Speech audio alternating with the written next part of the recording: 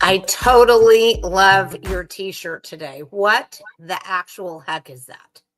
Citizen Press. That's what we need. That. I want that. Where did you get that? We need some more Citizen Press. Well, I wonder. I mean, I got that a long time ago right there from Infowars.com. No way, really? It's an Infowars shirt.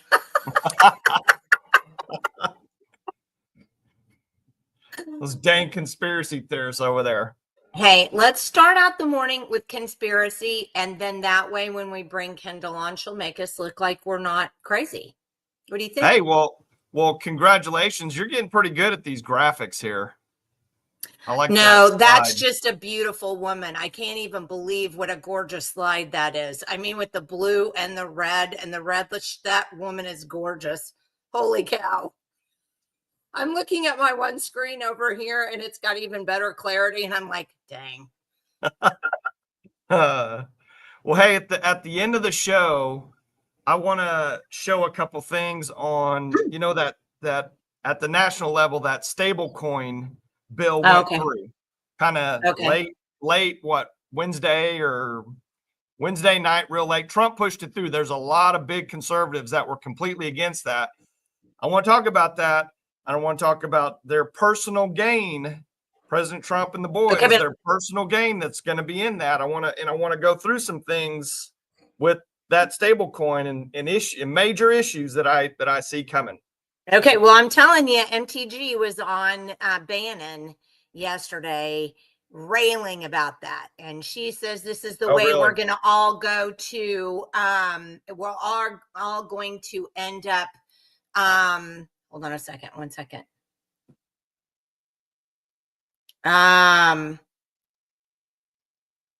on. She says that's the way we're all going to go to digital currency. She's like up in arms. She's like very, very upset about it. I mean, and she was railing about it on Bannon.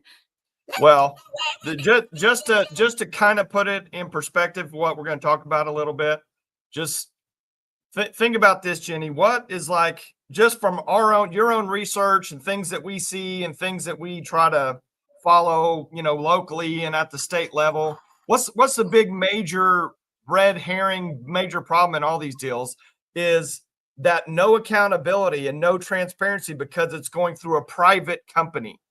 You've got private contractors, private people. Now you can't you can't do open records. They're not accountable to the taxpayer, the people, because it's a private company. So it's the same thing. So that's what we're going to talk about, because what Trump did is he now we'll talk. I don't want to eat into any of Kendal's time. We'll talk about that. I don't either, because Kendal's a lot more interesting than stablecoin to me. But anyway, but not to you. And JB says digital currency is nothing but to control and to know all of your business. So there you go. Yeah. there you go. You'll have to make a pretty good case about that, I guess. Maybe. You think? Oh, I got a lot to say.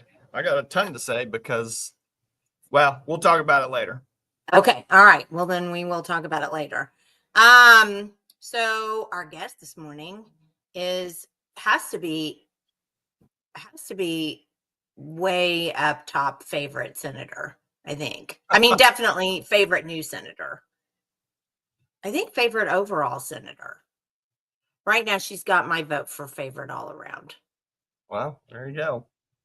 Yeah, well, that's what I think anyway.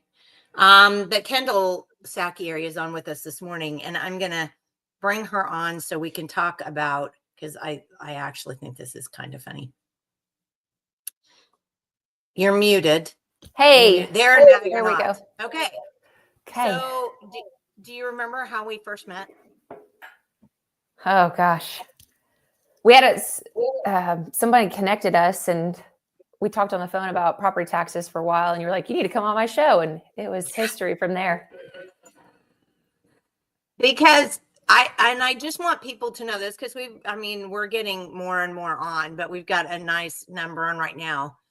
So this was the thing when we met. And even though it was just on the phone, when we met, this was the thing that most impressed me about you, because it was just impressive. When you ran for county assessor, you hadn't been an assessor, you hadn't been a CPA, you'd been a teacher, right? Yeah. So what did you do to prepare for being a county assessor? They make a handbook. I don't know if you trust the government's handbook, but I read a big whole handbook on how that works, the whole process, and read my Title 68, got very familiar with Title 68, which is all things ad valorem. See, this is what I love about you. How many people take it upon themselves to do that part of the job, even though that's part of their job? I don't want to fail. I don't want to screw up. I just was so impressed. You said that, and I thought, oh my word, if we could clone and make 50 of you right now, we'd win. There's more. Jenny, in an analogy, Jenny, you go buy something that's a little technical. Do you, Jenny White, do you get the owner's manual and read it? Okay. I do not. Kendal reads the owner's manual. I know. So I am saying, we need 50 of her and we win. No. I just got a new Braun immersion blender, because when I make applesauce and stuff like that, I use my immersion blender, and I had a Braun immersion blender that lasted, I'm not kidding, 33 years. I believe it. I almost cried when I had to throw it, and I was like, bye, baby. And I was like, I couldn't believe it finally died, but it did. So I bought a new one. So when I got I did get the instructions out just to make sure I was hooking it up, because it's a little, it's got a chopper on it if you want it. Now it's got a little of this. And so I was looking to make sure I did it right, but that was all. You'll be all right. I'll open the book. I'll open the manual to where the pictures are, just so I can kind of look at it. Is that what you're saying? But there aren't any pictures in the manual for county assessor, Kendal. No, are there? There's not. No, not a lot of pictures, unfortunately. So let's go back to that just for a minute. So did you like that job? Oh, so looking back, it's a tough job. County jobs, if you are doing it the way it needs to be done, it is very hard, because you're top of the line, your chain of command, and you need to listen. And county, it seems like we're losing that. I don't know why. I get that a lot. I get a lot of phone calls at the Capitol that they're not getting what they need from their county, or it could be both sides. You don't know if somebody didn't call the right place or whatever, but we are the most local and we need to be helping. So on that side of things, that was a lot of work over my first few years. That's why I ran, because I didn't feel like the assessor was doing that at the time. we had an experience as a family when we protested right before I ran. She was like, well, it's a very complicated process, and you know, it's hard to explain, and this is just how it is. And I was like, well, that's not going to work. And that just seems maybe kind of the norm for county. So we always went above and beyond. And if it was another office, even that, you know, was kind of causing some heartburn, we would try to help. So I always enjoyed that. And usually by the time they left, they were happy. Definitely enjoyed my time learning. Like even that book or the titles aren't going to tell you, hey, this is what's happening with the dollars once they're allocated and appropriated. So researching and really digging into that was a huge blessing as I serve now in the Capitol, that if I would have just ran for Senate, I would have never known. Well, I mean, I think that was one reason I was so behind you. I mean, that, and I just know that you're, my word. I mean, just, you know, there are people that are intellectually smart, and there are people who can force themselves to be smart just by reading and reading and reading and reading. But you're just intuitively intelligent, I think. I mean, that's what I kind of found about you, is that you just intuit things pretty easily. And people, lots of people don't do that.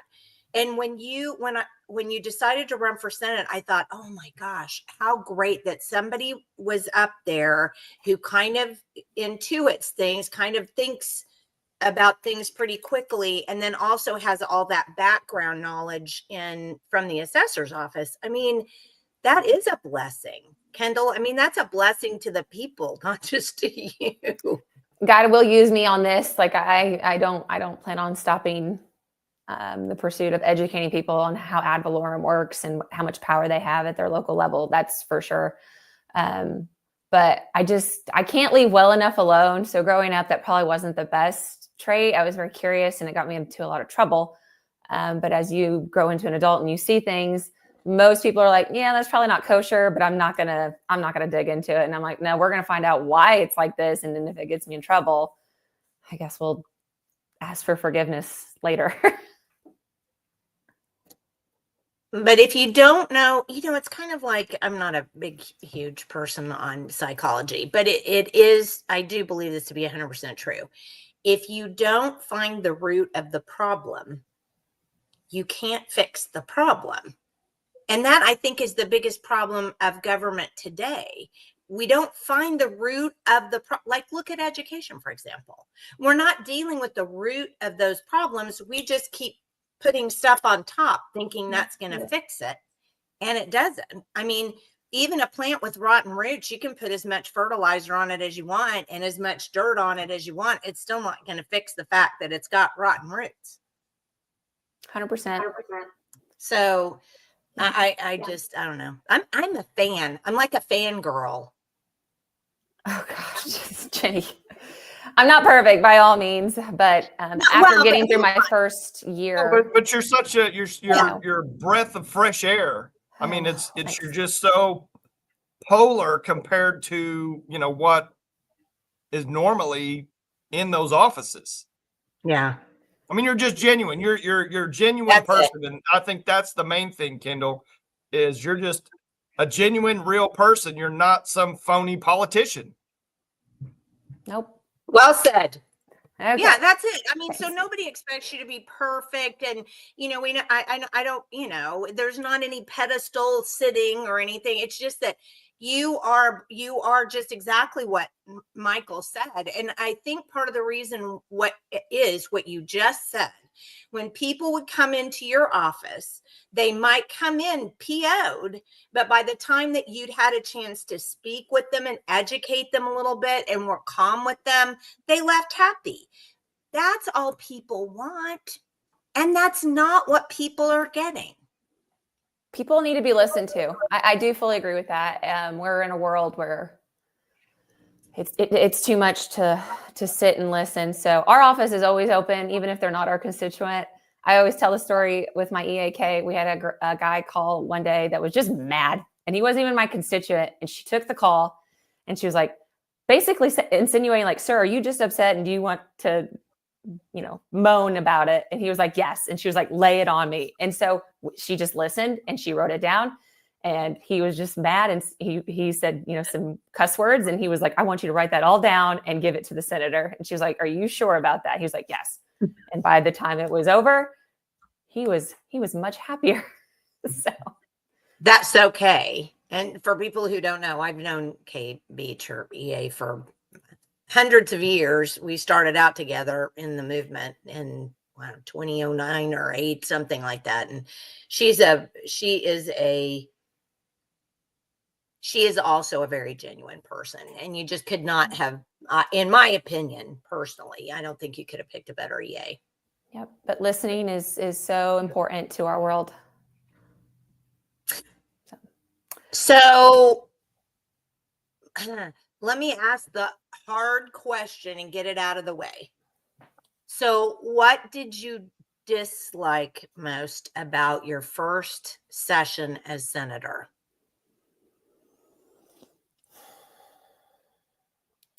I mean, I really enjoyed getting to know the process. Okay. Of course, there's days of frustration and you go to your office and what do I do now? What did I dislike? There is a power in that building that if you have any type of leadership or any type of thing to render over everybody else, it is not respected very well. Power is probably the biggest thing I dislike, but you've got to have a chain of command. So I understand. But when you have, I gotta be careful. When you have, a chair that maybe doesn't want to just doesn't want to listen because you're a freshman and that's it. There's no other justifiable reason of why they're not listening is outside of you're just a freshman. Probably because that's how they were treated too when they were a freshman. That's the hardest. That was hard.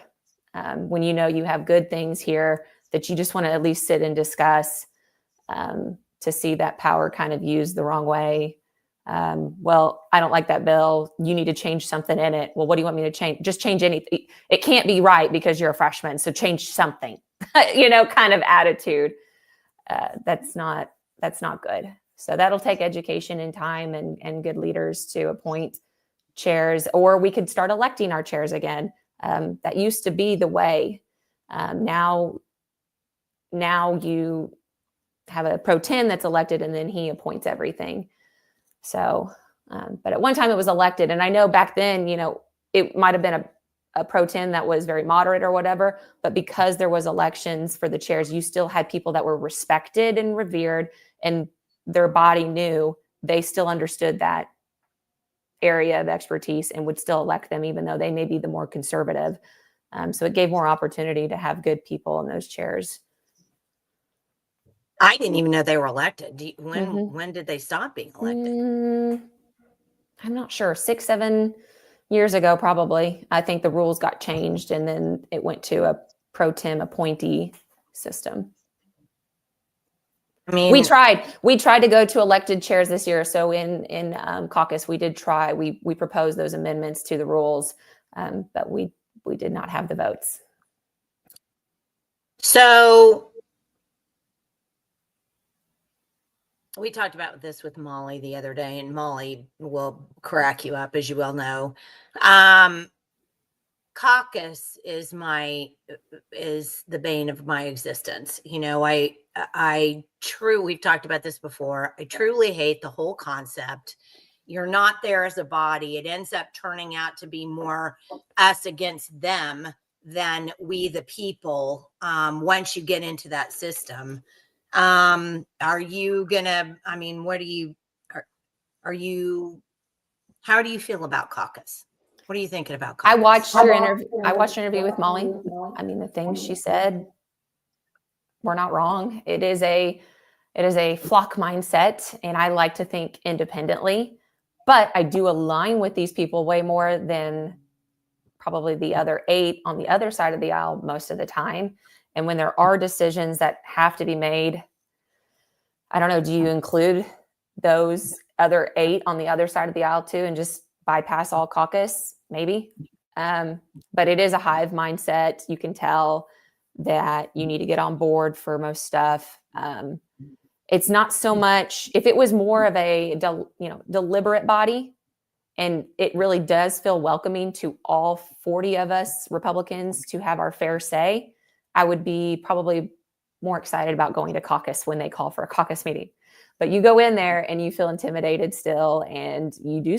I mean, if you speak out, you're probably going to get judged by the other ones that maybe disagree, and it's just not really a place of real deliberation. So I have mixed feelings on it, but do I think it's evil? I mean, not if you have a mind that can think independently whenever you're being told to do something that you disagree with, and you can still stick to that, then it's fine. But yeah, it gets a hold of a lot of people probably, especially when they're freshmen, that this is just the way, and you vote the way that,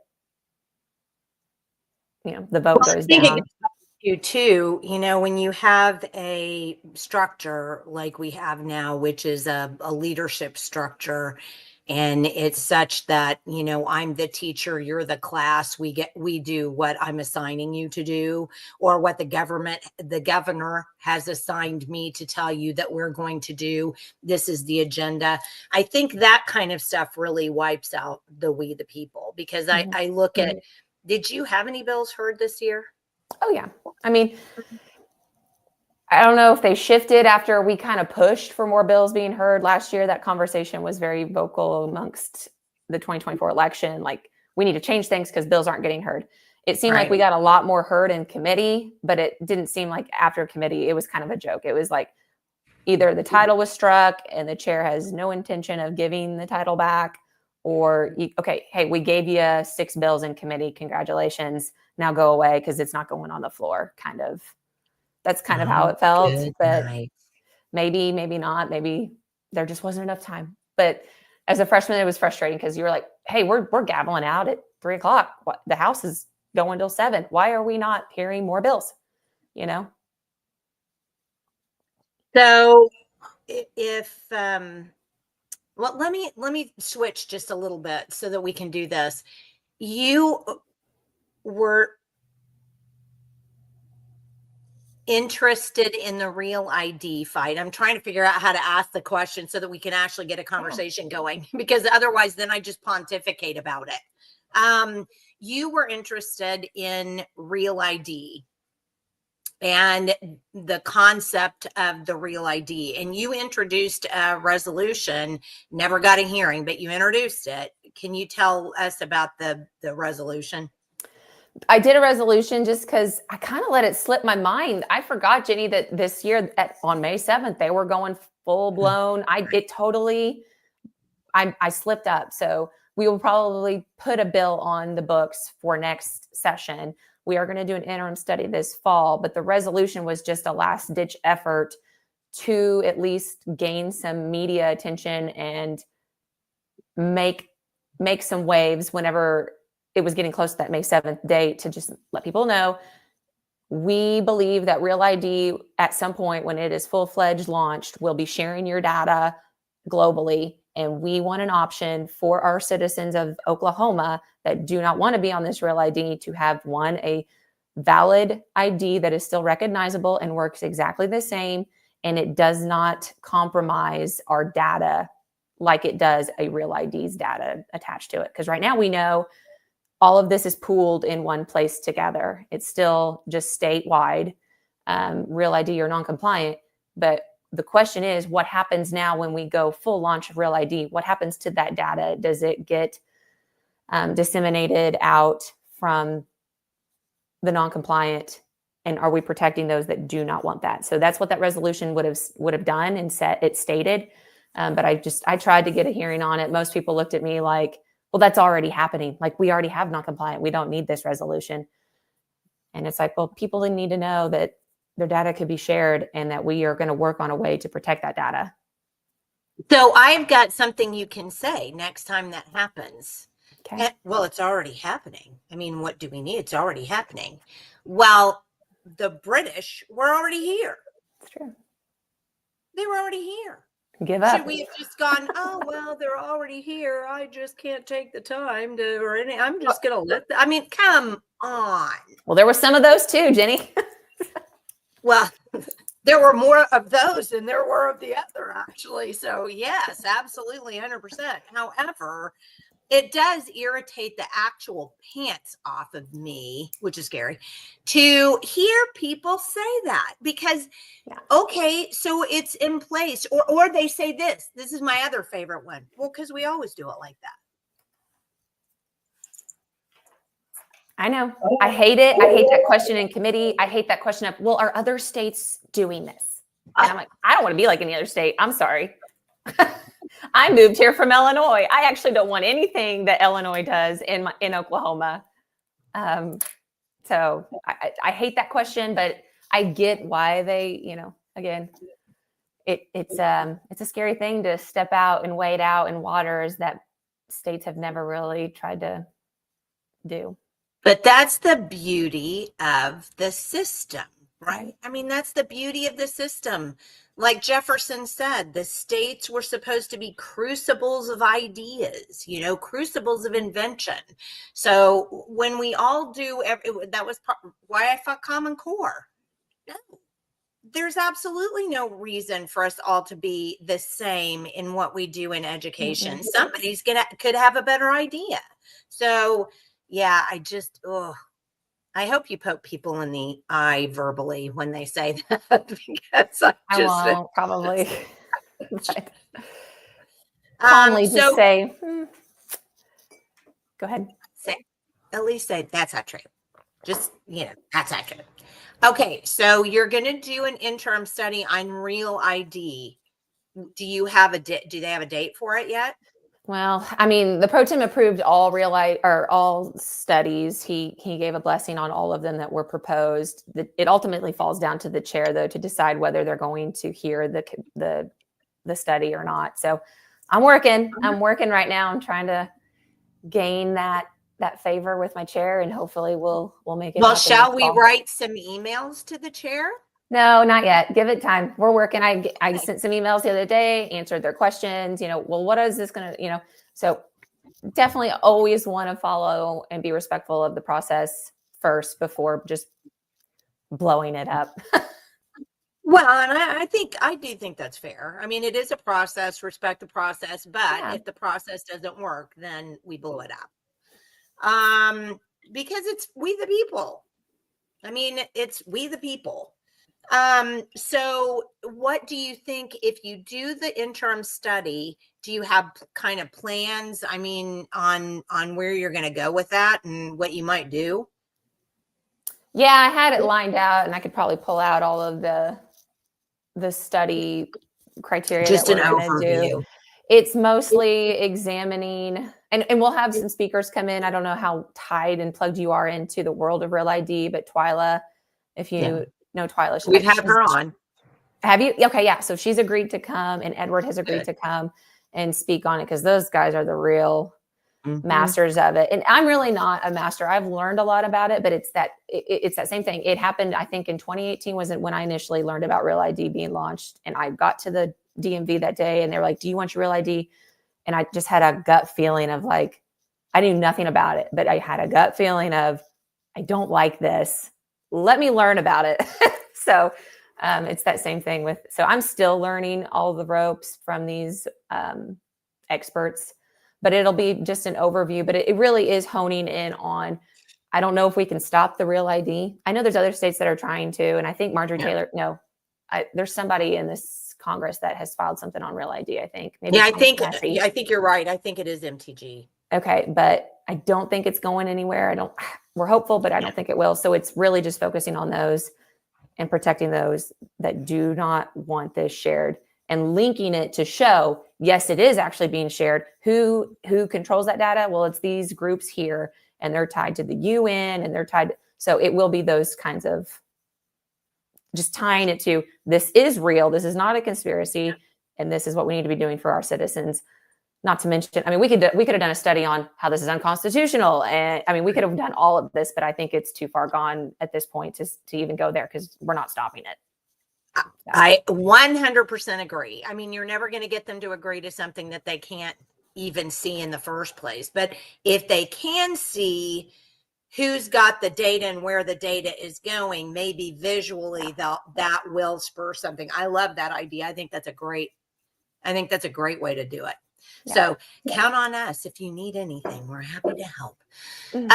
Okay, so what do you think is going to be your next thing next session? So if you're going to stay on the Real ID, which I love, and I'm so happy about that, but what else are you thinking about? Well, we did an income tax cut, but did you know we didn't stop any of our spending? We didn't slow down any spending. So we both basically took money from savings to do all of these one-time big budget bills, and did not cut any agency budgets. Actually, most of them increased. So the small group of us that was calling for the tax cut also said in tandem, we got to stop spending. Like, that is the real tax, is the spending. So that's a big focus for us. Our little small, conservative group, anyways, our freshman class for sure is ready to cut some budgets. And we did. I mean, I did send emails of detailed ideas on how to cut responsibly, and it's not going to hurt these industries. It's not going to hurt these agencies. But it just kind of fell on deaf ears. Like, that was something I thought we would discuss in caucus. That would be something I would want to discuss in caucus. But right? That would be helpful. Yes, because we don't agree with the Democrats on spending. So we do need a caucus for that. And we need to be able to hash it out without getting our feelings hurt. But that just didn't happen. It was still, again, basically like, here's the budget, vote for it or don't. And maybe allowing somebody who used to be a county assessor might know something about dollars to speak. That might be really nice. So I wanted to point this out. Stephanie Davis says, so glad she's looking into Real ID. I had that same gut feeling years ago and avoided getting it. Now I'm so glad I had that gut feeling. I do not want Real ID. And Catherine said she didn't hear back from her senator regarding 3 areas we could cut spending. So she sent her senator an email and said, where are 3 areas we could cut spending? And I want to show you something. We talked about this earlier. Oops, hold on. We talked about this earlier, but it seems like a pretty good segue. So I'm pretty sure you know where I'm going with this. If I can figure it, they moved. Trying to find legislators that want to cut a budget of any kind is like trying to find hen's teeth. And we just saw that at the federal level too. Like, I can't believe it's this hard to find somebody that wants to be fiscally responsible.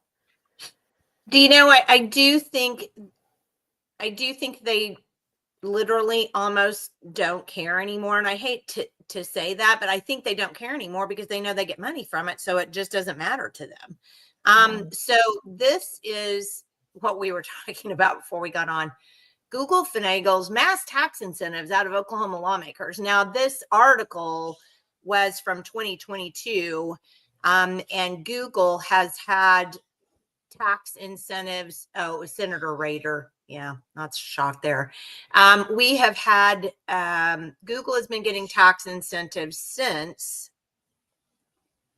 I don't remember when, but I can tell you if you will wait 1 second, because I have been putting all of these things in a folder. Yeah, I'd like to know what exception that was written into law. I would like to know what that is. All right, so let me pull up. Here is this. I will pull this in. Maybe. It's okay. So I don't know if you can see this or not. So this is Google. It's not, you can't see it very well. Let me try this. Let me try this. Let's share this tab instead and see if this will help. Okay, let me remove that. Let me share the screen back. Don't you love technology?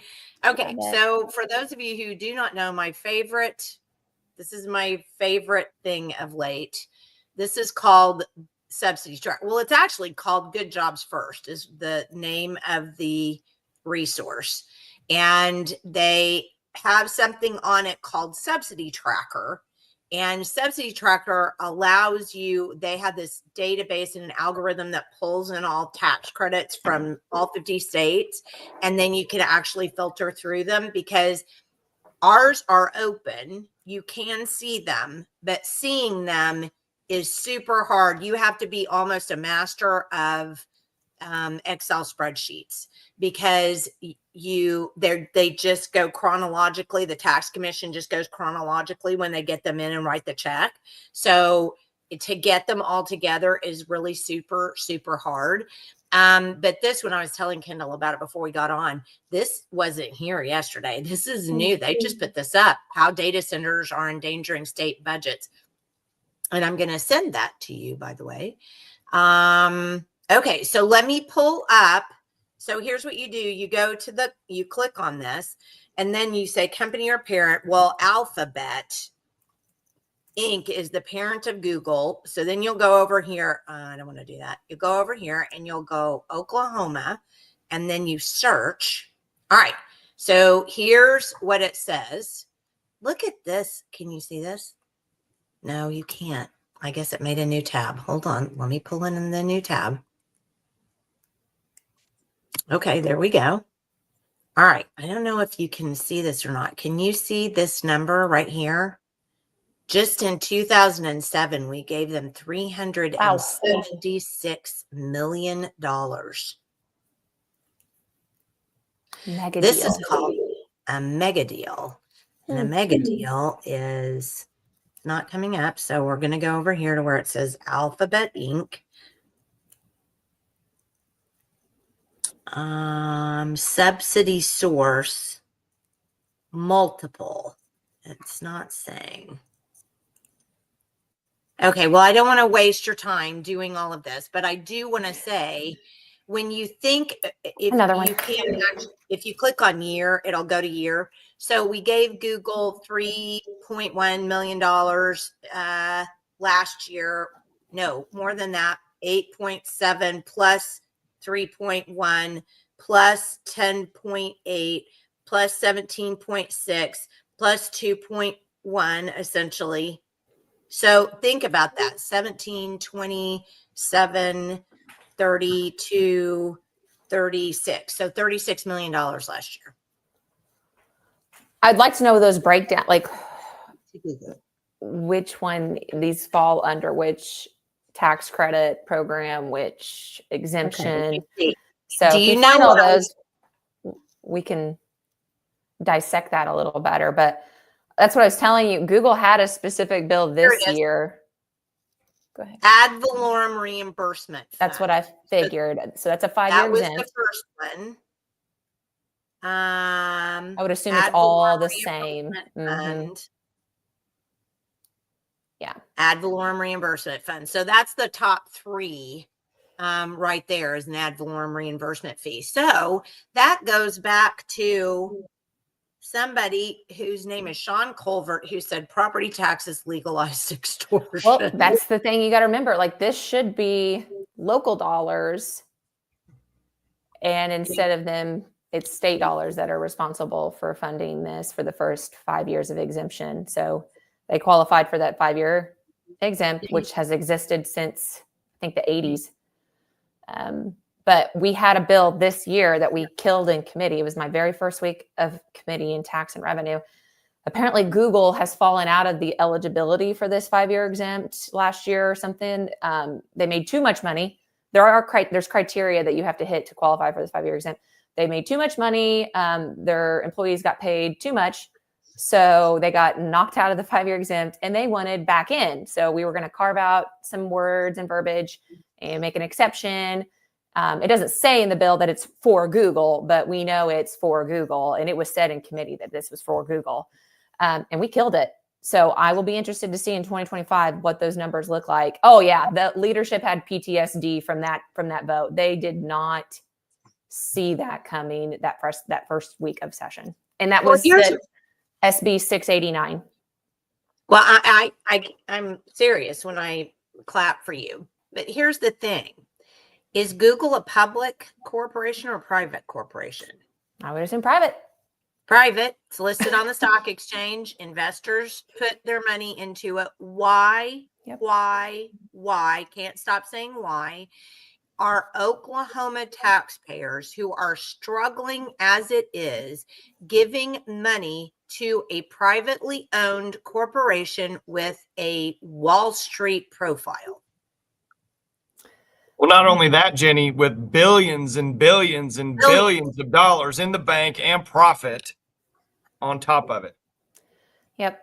I mean, the 5-year exempt is not an exclusive exemption just for Google. I had several in my county that qualified, that were homegrown businesses, that were big manufacturing companies. I had a big one in Wayne. So, I mean, I don't know where they're from. They may be, foreign or whatever too, but they did qualify. So, I mean, there are lots of industries that are benefiting from this 5-year exempt. We should probably keep it local, like at least make it for exclusively Oklahomans that are investing in Oklahoma. Not, I don't know. How about if we just do away with Right. it and do what we say? I had a meeting with Right. Senator Thompson the other day because I wrote an article about Kratos, which is in her district. Kratos is a federal DOD subsidized. So we're already paying taxes on it. I mean, you and I are already paying taxes for Kratos anyway. It's a DOD thing. But yet the state is going to give them more tax dollars because they're building a new turbine or something. And I was livid about it. So I wrote an article and I actually asked Kristen Thompson. I said, okay, Senator Thompson, do you want to comment on this? Well, it took her, I don't know, I guess a month or something to get back to me. I actually went and sat in her office and listened to her talk about it. She believes that there's nothing wrong at all with tax incentives. And I said, well, but here's the thing. Republicans believe in free market. At least that's been one of our mantras for years and years and years, is free market. You can't have a free market if you play, you get some money, but you don't get that, but you get it, but not you. But you do. That's not free market in any way. She's like, well, we'll just disagree. I'm like, no, I'm not disagreeing. I'm telling you, you are wrong. Yeah, I'm sorry, but you're just flat wrong. That's not the way it works. So, but it doesn't matter. I mean, she doesn't care. I mean, somehow we have to help these businesses, and that's not the job of government. Government doesn't have the job of facilitating businesses or putting people into jobs or creating a workforce. That is not government's job. Or bailouts. Or bail out businesses. Or, fill in the blank. The job of government is simple. Help me get roads so I can go back and forth to where I want to. Help me protect my property through police and fire that help me protect my property, because it's about me, the people, we the people. How do we get people there to understand that we're playing the not government game? I mean, since Stitt has been in there, it's been government run like a business. And the biggest problem with that is this: businesses are private. They don't operate. They're not for we the people. They're for we the people who invest in them. We're for we the people who start them, but they're not we the people. Government is of the people, by the people, for the people, which is completely directly in opposition to private business. And yet we've run the state since he's been in office like a private business. How do we stop that? Keep yelling for now, because I mean, he's not going anywhere for another year. So find somebody to replace him that's gonna protect dollars and not make these deals so easily, and then just puts it on the legislator to approve it. That was frustrating with the smelter, because we talked about the smelter, and it's like, I do want the smelter here, but I didn't get to be in that meeting discussion. Like that $250 million, I would have been like, no, we're giving it back to the people. But I don't get that decision. It's just, do you get the smelter or do you not? Because we made this deal already. What do you do? We didn't have to give that $250. I fully agree. They were coming no matter what. And then, of course, they're going to get the 5-year exempt and all of that stuff. That's the big subsidies that they're going to get now is the 5-year exempt and the TIF that it's going to go inside. So they're going to make millions of dollars that way. That's the part screwing over the taxpayers and the property owners. But we didn't have. I mean, the city council approved the TIF. I couldn't believe it, but I think they wanted it, so they approved the TIF, and then of course the 5-year exempt is not something we vote on either. It's just a benefit from the tax commission, and it is frustrating. It's a benefit government from the Commerce Department, and Stitt runs the Commerce Department. Right. I'm sorry. Appoints everybody. He's the one that sets their agendas. He's the one. So Stitt, it sits right in his lap. He's it. He's the one doing this. Like I said, the one going to Denmark. Sorry, go ahead. No. I know. Like I said, I would have been like, nope, you can forget the 250. You're welcome to come still. You're still going to get these other exemptions if you want to work with it locally. They're on the books. You're eligible for them. But the 250, I would have been like, it's off the table. It's time to get that out of commerce and get it back in the pockets of people. And I wish that could have been a vote, because that's how I would have voted for that 250 million. But it was. And see, that's just the worst part, if you ask me. So I wanted. Here's a weird thing that I was going to show you, because I've never heard this before, and I would be curious to know if you know about it, because you've been in, county government. I hate it when you have so many tabs up and then it looks like you have no idea what you're doing. Okay, so this is an article from DCD. I'm not sure what that is. Data Center Dynamics. More details emerge around proposed data center campus in Stillwater, Oklahoma. So I went down and I was looking, I have it highlighted. Stillwater is looking to receive pilots, payments in lieu of taxes for community betterment alongside each phase of development. Phase 1 would see a pilot of $867,000. So help me out here. Never heard of this. Payments in lieu of taxes, pilots. And so it looks to me like what happens is this. They give them this ad valorem break, right? So they don't have to pay property taxes.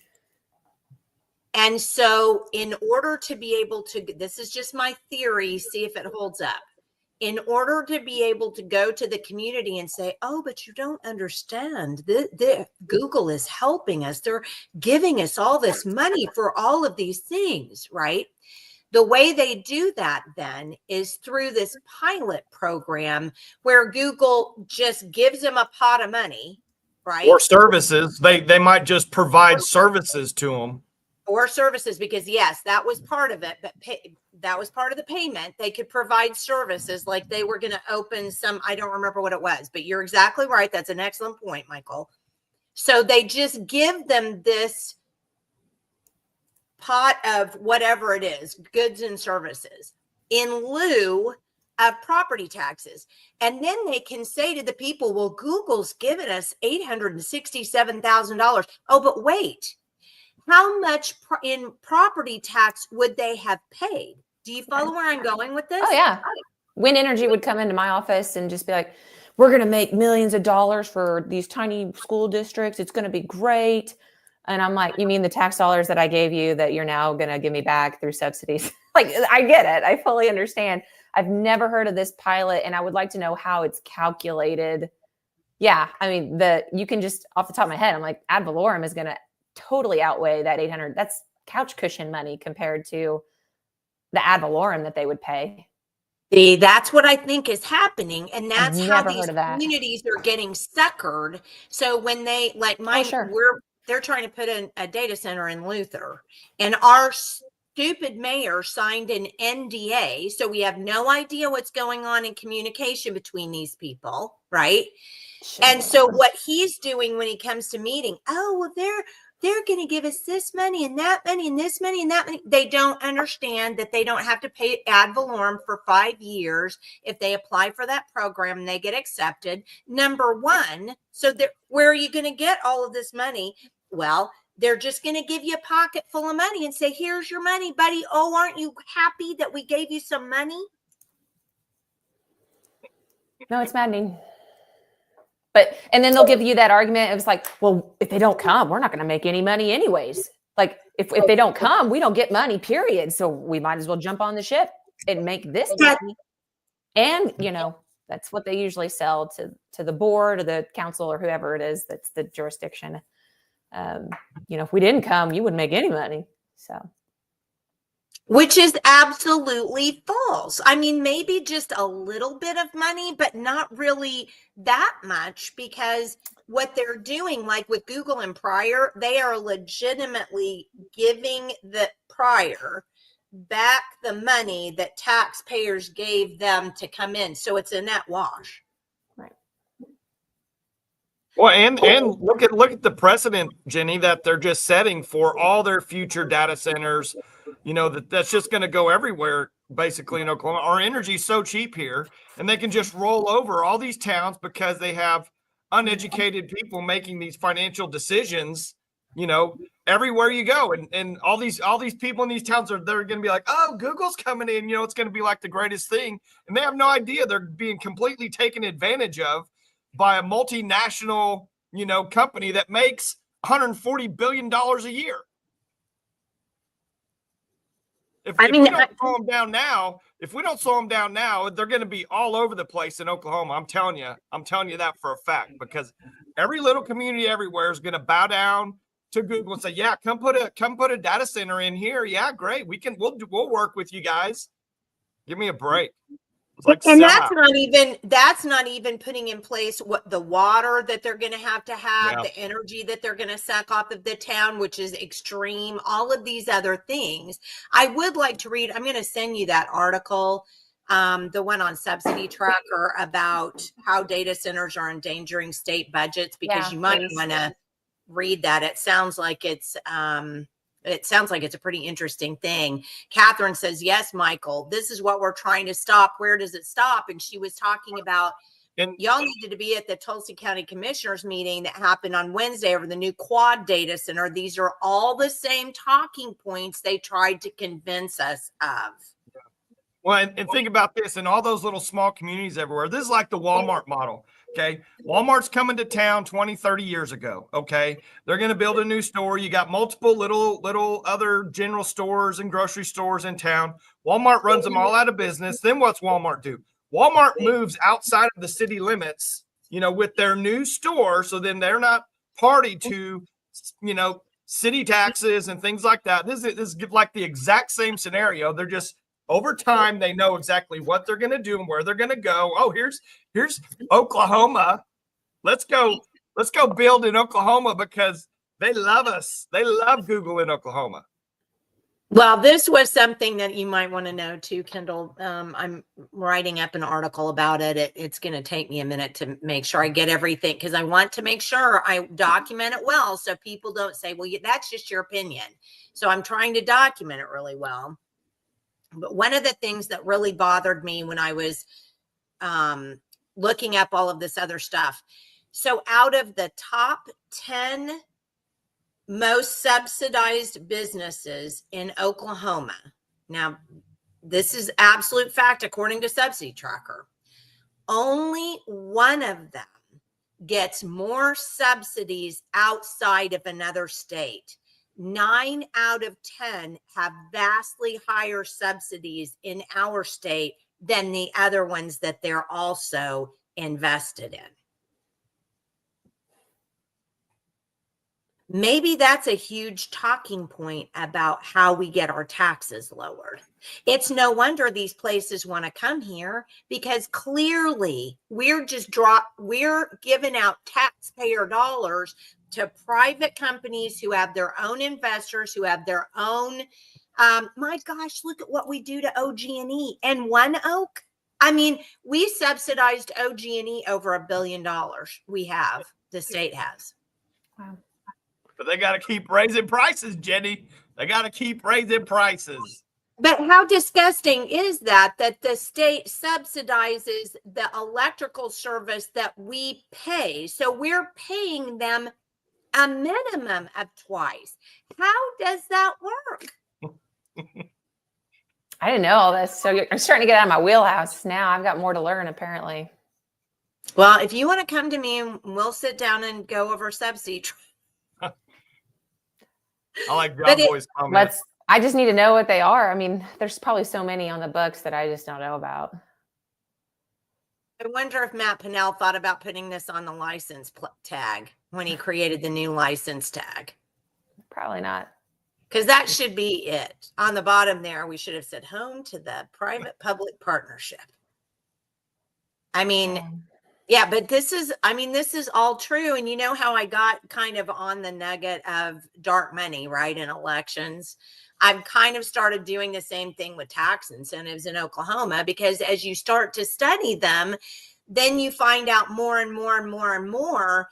And that when I legitimately went through and looked at all of the top 10 and realized that 9 out of 10 of them are more highly subsidized, they're in other states. That's the beauty of it.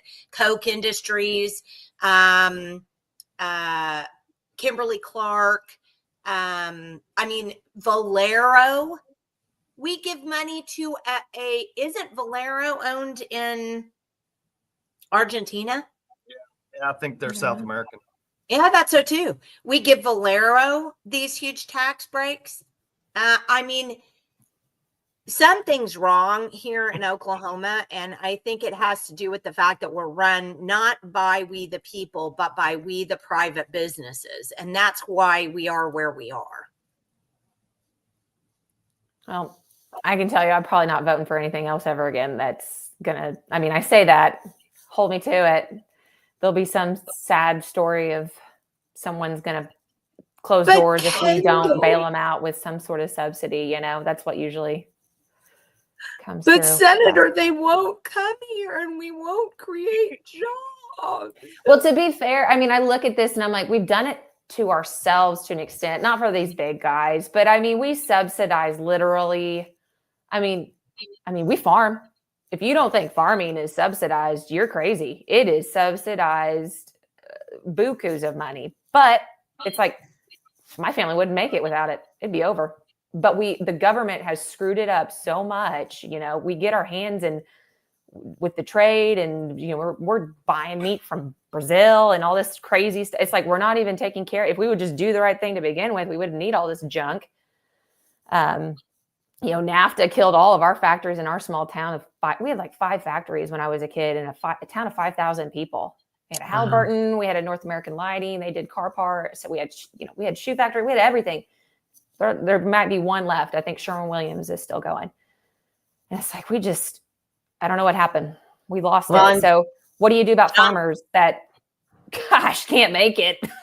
And they're selling out to solar panels because, that's a lot easier than, making $1 on an acre of beans or whatever, a bushel, whatever you're.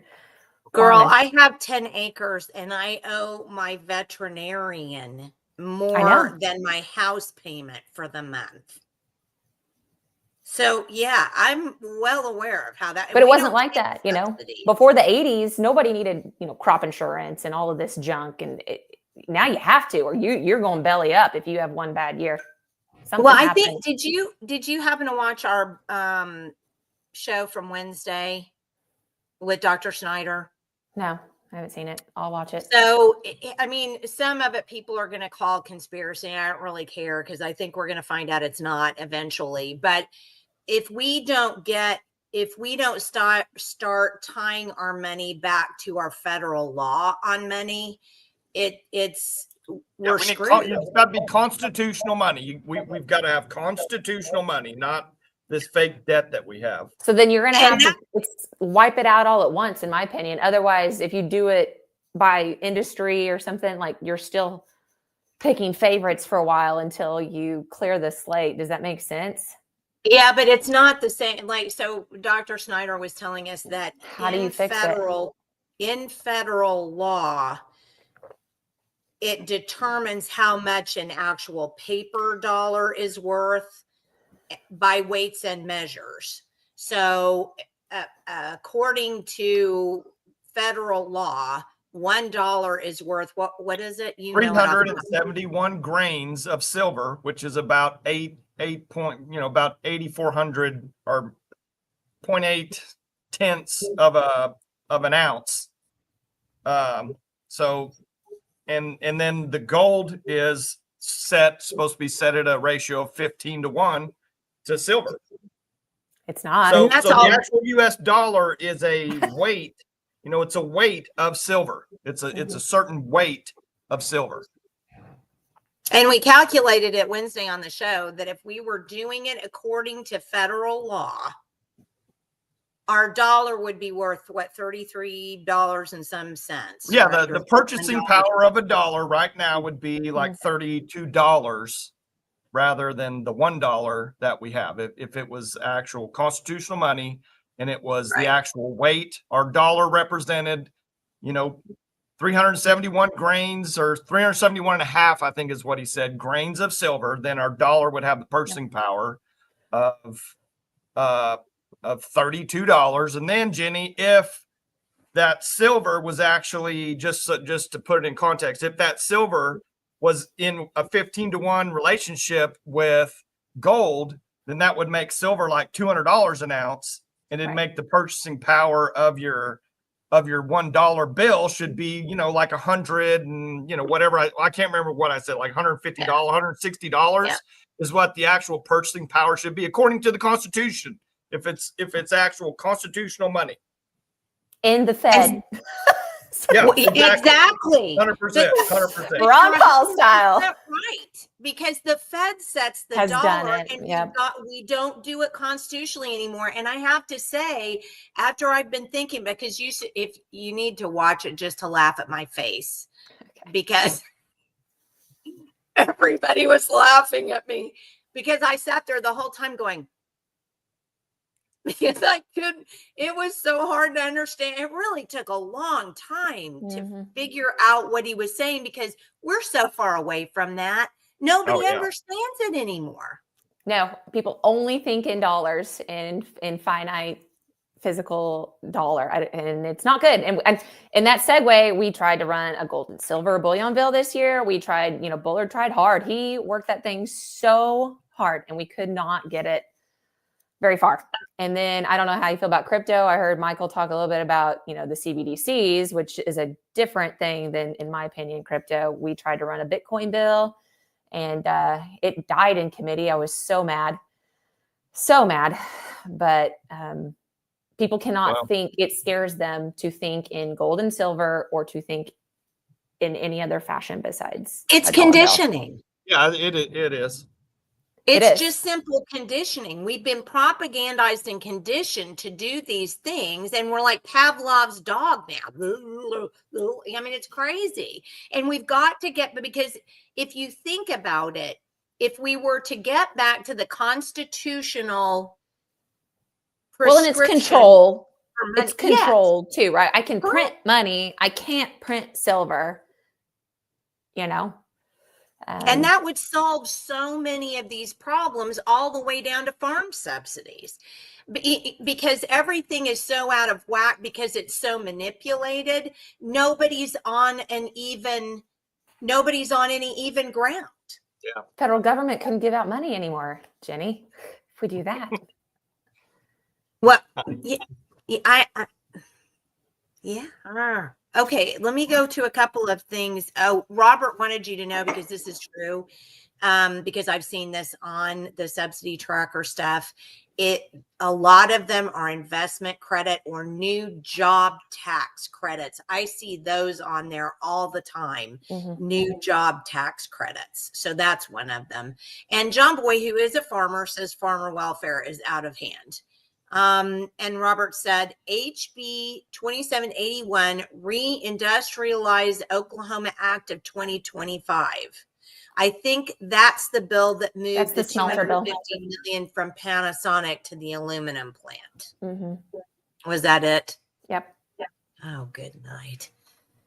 John also says he's going to be on in a week. something like that, talking about EID and RFID tags are federally funded, but they run out of monies for it. Thus, some who are complying are having to purchase their own EID or RFID. Are you kidding me? Wow. So they mandate it, and then they make you pay for it. Yep. And we heard a few of those bills in the state this year too about, mandating water meters on all of our rural, wells and things like that. And you're going to have to pay for it yourself probably, or the city usually, or whoever it's jurisdiction it's sitting in. What did you think about that bill, by the way? I'm just curious. I was against it. I voted against it. Because what was I don't your want thought? people tracking my water. I get Okay, it. I get it. Why we're doing it. But at the same time, it's like, you cannot go down that path. You cannot go down that path. I don't think. I don't see any way that you can. So I agree with you 100%, but I don't think people see it that way because we are so the frog in the boiling pot with everything, Kendall. It's just, little cuts and little cuts and little cuts, and you don't notice you're bleeding to death until you're already dead. I mean, well, that's the whole thing, is that incrementalism. It's so small. It's such a small little thing now. You can't see 10 years down the road. And that's why I have such an issue with those data centers, Jenny, because to me, it's no different than what I said, like with the Walmart deal. They're going to be just here and there. And then you fast forward 10 years. It's just like the windmills. Remember when the windmills first came in and there was just like a little area of a couple of them, or, here or there. I mean, now look at it and it's only getting worse. Well, I read an article the other day when I was working on this. I don't know. I won't be able to find it because that's what happens if I don't have it sitting there. But I read an article. It was a non-doc article. And they were talking about in Edmond, they're fighting the people. We, the people, are fighting a Walmart that they want to put on a corner that's just going to cause, havoc for traffic in that area. And so we the people are fighting it. So the guy, it's this Tap, I've forgotten what his first name is, but he has all kinds of, you'll see his name, Tap, on all kinds of property, certainly out here in this area, industrial property, commercial property. And he actually, let me see if I can, because you might even be shocked when I read you what the quote was, because I know I was shocked when I read the quote. It was shocking. Hold on, let me see if I can find it. Give me 1 second. Because knowing you just as I know you, I can't imagine. I think you would totally freak if you saw this, but it's not coming up because my computer is like, all right, here it is. Are you ready? Ready. Jim Tapp's attorney, Jim Tapp is the developer who wants to bring in the Walmart. Jim Tapp's attorney said this to the Edmond City Council. I already saw this. Yep. Oh, you did? Let me read it for everybody. If we have this kind of subsidy, I just kind of wonder, where does it stop? Said attorney Todd McInnes, who spoke on behalf of developer Jim Tapp. Where does it stop when a private resident's rights are greater than private commercial rights when it comes to property? We have rules for a reason. Did that shock you, or is that just me? Yeah, my mouth hit the floor. Mouth hit the floor. So these people haven't even read the Constitution. Well, they have no idea what. They don't know. They don't know that it's to protect the individual's rights and not. I get that you're a commercial industry, blah, blah, blah, whatever. Good for you. That was just icky. I was absolutely blown away. But then when you look at, I think that's what started me writing this article that I'm working on right now, because when you start looking at what's going on with property rights in Oklahoma today, it is, I fear, and I believe just from seeing what I've been seeing, individual property rights are under attack in this state, Individual rights are, I mean, that is why I ran against Jessica I mean, she'd done some other bad stuff and I was going to let it go. And then I saw her in committee say during COVID mandates, when is one other person's rights more important than the safety of, basically implying your rights are not as important as hurting somebody else. And so you need to get the vaccine and you need to wear a mask. And it's like, she's like, when did this change? It's like, well, this has been around since 1787, when we ratified the Constitution, that we protect individual rights. So all rights are under control right now, are under attack because of this mindset of, well, it's for the greater good and it's going to help multiple people. So we need to do it. Yeah, I almost think like when it comes to the government and the state, we're almost just considered like chattel to them. Just we're literal just chattel. We're their possession. And it's not the other way around. I mean, I think that's just how they think. Well, and I think we're getting down to class warfare, and that's basically what my article is about. Because if you've got this rich developer, Jim Tapp, going up to Walmart and saying, how dare you think your private property rights exceed mine as a commercial developer? If you have something like that going on, and we've seen this going on for years, we're developing two classes, just like the Marxists wanted us to, just like the communists want us to be, where we have the haves up here and we have the have-nots down here. And if you own property in Oklahoma and you're farming or doing anything else like that, what you're seeing right now, and I'll bet y'all have 15 comments in here who are going to go, you're seeing these data centers, windmills, solar panels, you're seeing those coming into our areas where some of this land, like Dorn Weaver's land, has been in his property, in his possession for generations. There are other people like that as well, people who have worked so hard to get property. But then they're coming in and these city councilors are saying, well, but it's going to help the people. And the county commissioners are saying, well, we don't need zoning. You don't want zoning. We just want everybody to be able to do what they want. Nobody wants to protect private property. It's all about money now. And what's going to happen is they're going to stick us, property owners who farm and do whatever, we're going to be stuck out here. They're going to pull all of the richy riches into the cities. It's going to be just like Hunger Games. Make sure you can do this, because it'll be like Hunger Games, where we out here are treated like garbage, but we're still producing everything to send to the people in the city. That's what I see is going on. Well, and I'll add two things to that. Everything you said, I think, is fair and true.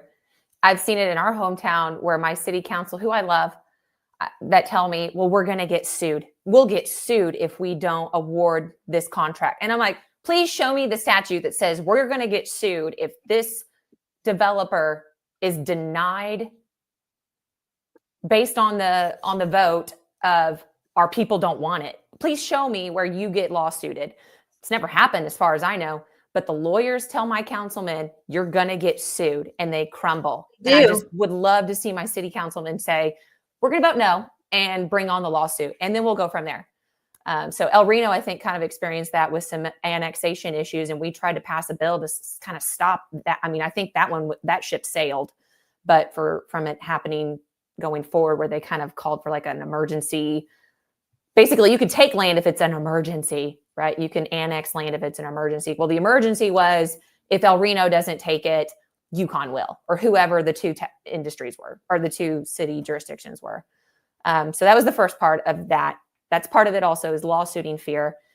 Two, it just made me think of a story in the Bible when you said nobody's protecting private property anymore.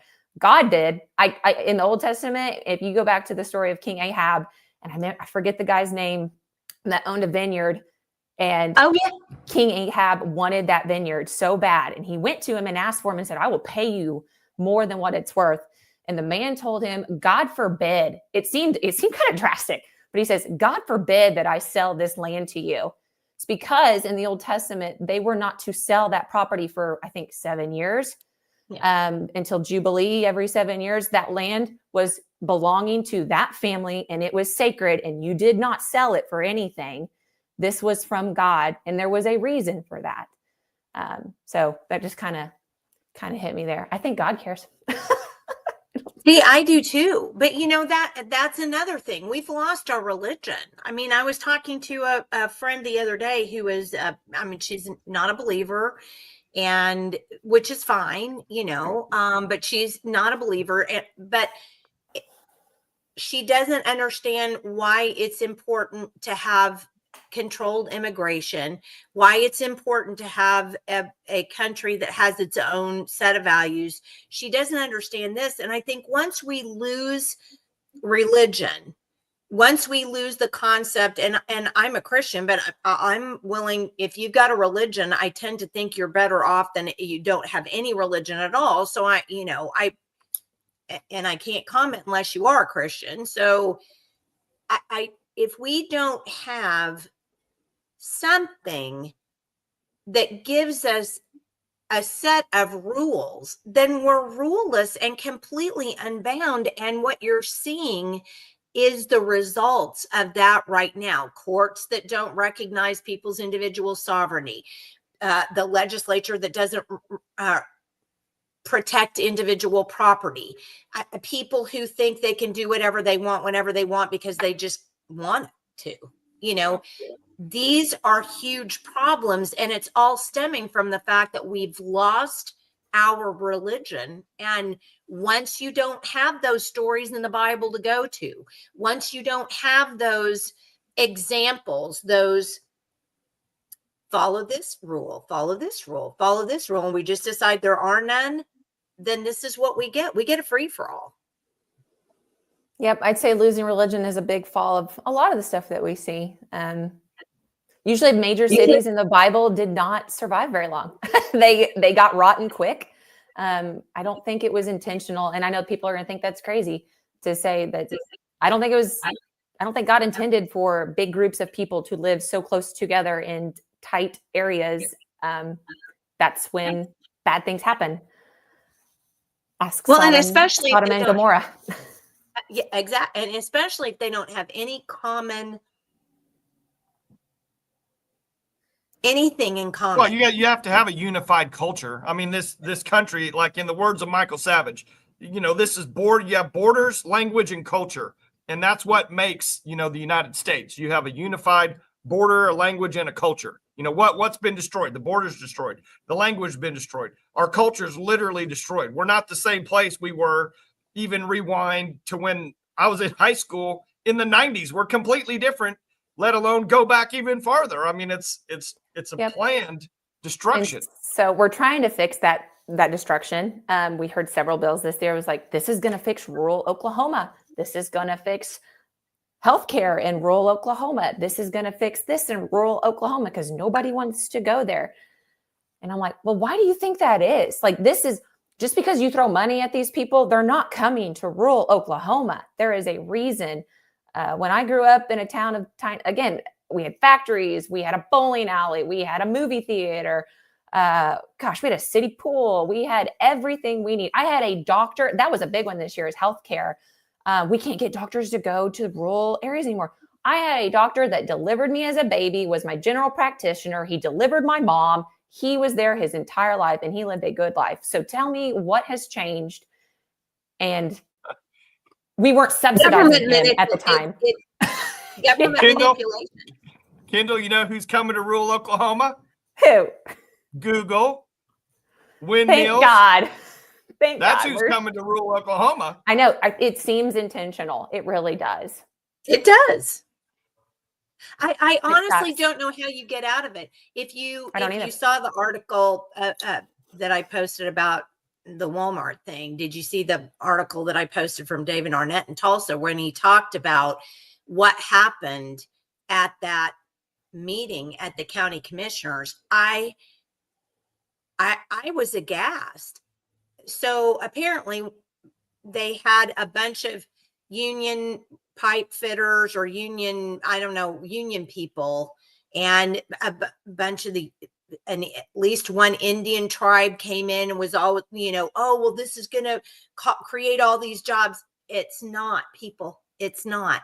It creates a lot of jobs in the building, but how many people does it take to babysit a computer? Data centers. Yeah. Yeah, How I think you guys many? have debunked that, haven't you? Not very many. Many. I mean, I can't understand that people don't understand that. Yeah. Well, and just from like your own example, Kendall, with the amount of kind of industrialization that was in the town when you grew up. I mean, think of the amount of jobs and the amount of people, all those completely independent things employed and did and contributed to the community, and all that's gone now. I mean, you're not replacing that with a Walmart or a single corporate business in one way or another. No. It's just, let me go to a couple, because there may be some questions down here for you, and I don't want you to, and we're going to have to get off. So you can have a life since you've got 3 littles. The truth is AI will be needed to fight our future wars. BRICS nations are currently designing and building large-scale military drone war machines run by AI. So we do not build these new AI data centers.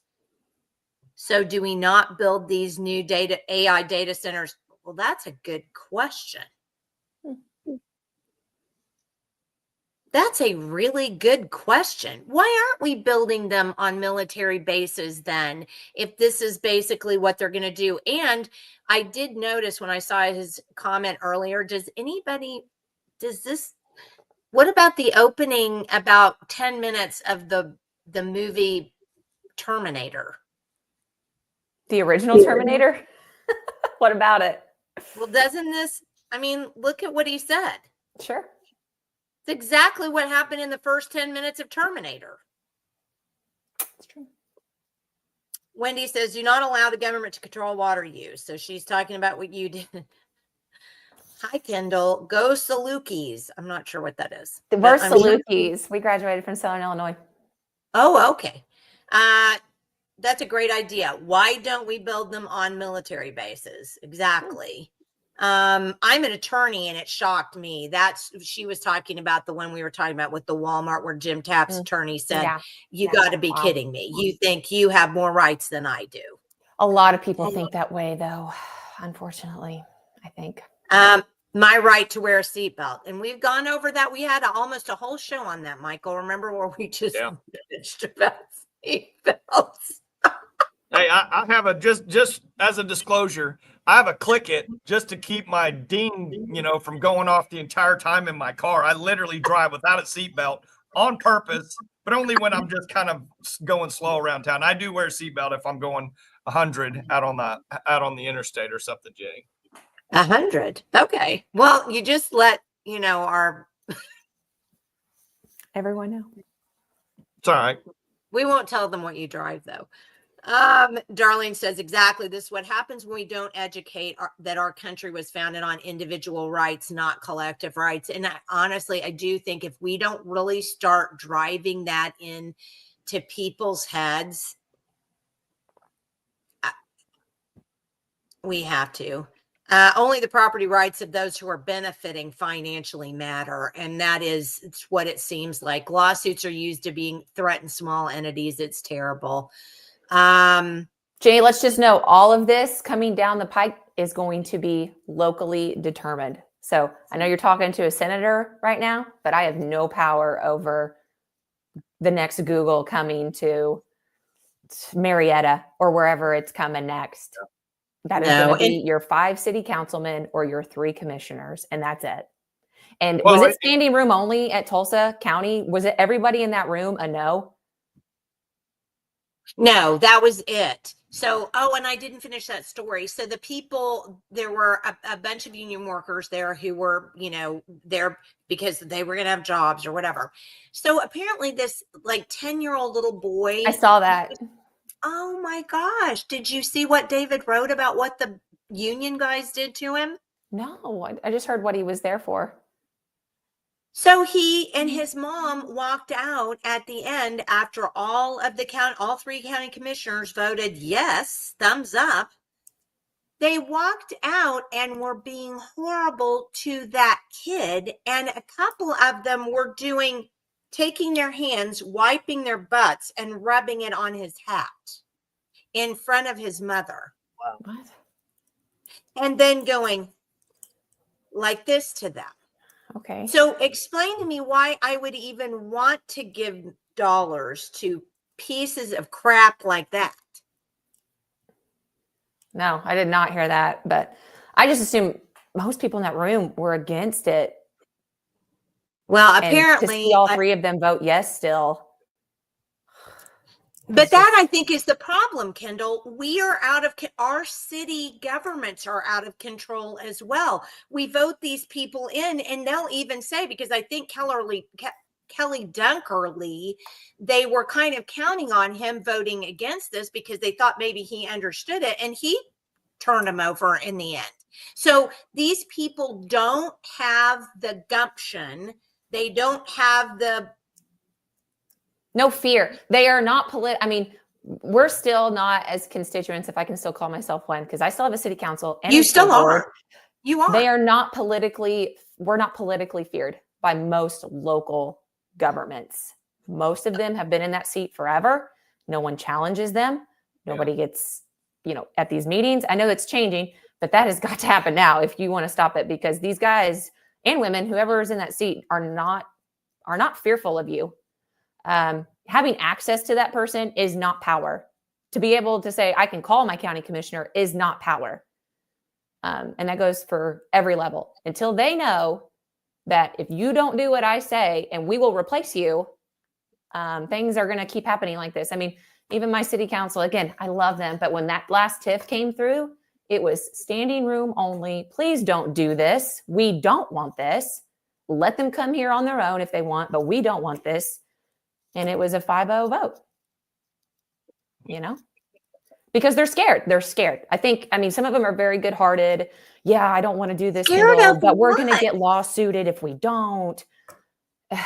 So, well, I will say that I liked my city attorney, the one that we finally got when I was mayor. I really liked her, but she would say the same thing to us. Well, we can't do that or we're going to get sued. And I would push back on it constantly and say things like, okay, well, let them sue us then. Yep. Well, that's just not a good idea. That's not a good use of taxpayer dollars. And that's how they couch it. And then you're kind of like, no, let them sue us. That was me anyway. I mean, but other people go, oh, well, I don't want to make it seem like we're not doing the right thing. You know what I'm saying? So I do think that's the problem. These city attorneys are telling these people, don't listen to your constituents because they're going to get you sued. You need to do it this. And here's one that really got me. We had a person in town who was not doing the right thing and needed to be removed.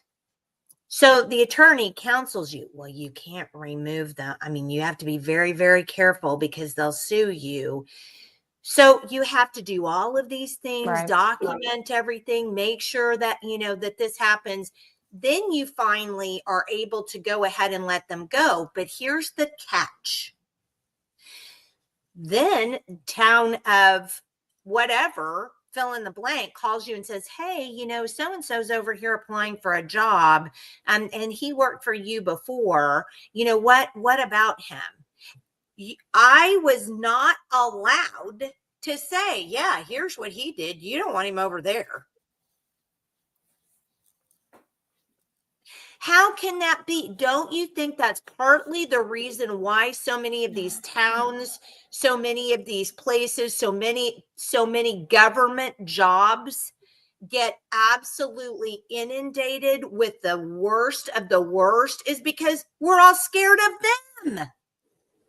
Well, that sucks if that's true. I mean, I had that at the county level. A little bit like, yeah, we can't tell you why we fired this person. We can just tell you that we got rid of them. I'm like, oh, okay. That's completely wrong. I don't know. I think that again came from the DA's office. Where does that come from? I don't know. And see, that's how we get pedophiles in our schools. Well, if I call him up and say, you know, he's a pedophile, we can't, you know, I'm going to get in trouble. How are pedophiles gaining more rights than the citizens? I know. And it's partly the court's fault, because these stupid courts now that we have, oh, well, you were fired and so told you, and that was libel, or that was these crazy courts. And that's why I think some of this happens. But we've got to put an end to it. People who actually have cojones need to stand up and say, fine, sue me then. I'm going to tell everybody you're a pedophile. Maybe you shouldn't be one. I would love to see that. Okay, so John Boy says the ones who produce for everybody else are down 1.3% of the population. This includes farmers, ranchers, and those producing fruits and vegetables. Yet those 1.3%ers have the least say in what happens to the land they produce on. Kendal, that needs to be written down, and you need to bring that up in caucus in the legislature, because I have that sitting on my desk. I have 2 jars of an empty jar of grain. It's like 2 little grains of corn, and then a full grain of corn, and it labeled 330 million people over here. And this is who's feeding you. Is this less than 1%? Because we do farm, and that sits on my desk. And it gets a lot of talking points when people come in my office. Maybe I'll bring those into caucus next time. Because I know they should. Because what they are doing is, like with the RFID tags, you ought to make sure you watch that one with John Boy. They are regulating farmers into the ground. That's and what I'm saying. Yeah, I mean, we have to stop. It's by government's hand that we have to subsidize now, because we've screwed them over and manipulated the market and make them do, you know, hoops to sell meat at the local store or whatever, which I think I'm going to run one of those bills. Who knows what'll happen for getting local meat, but yeah.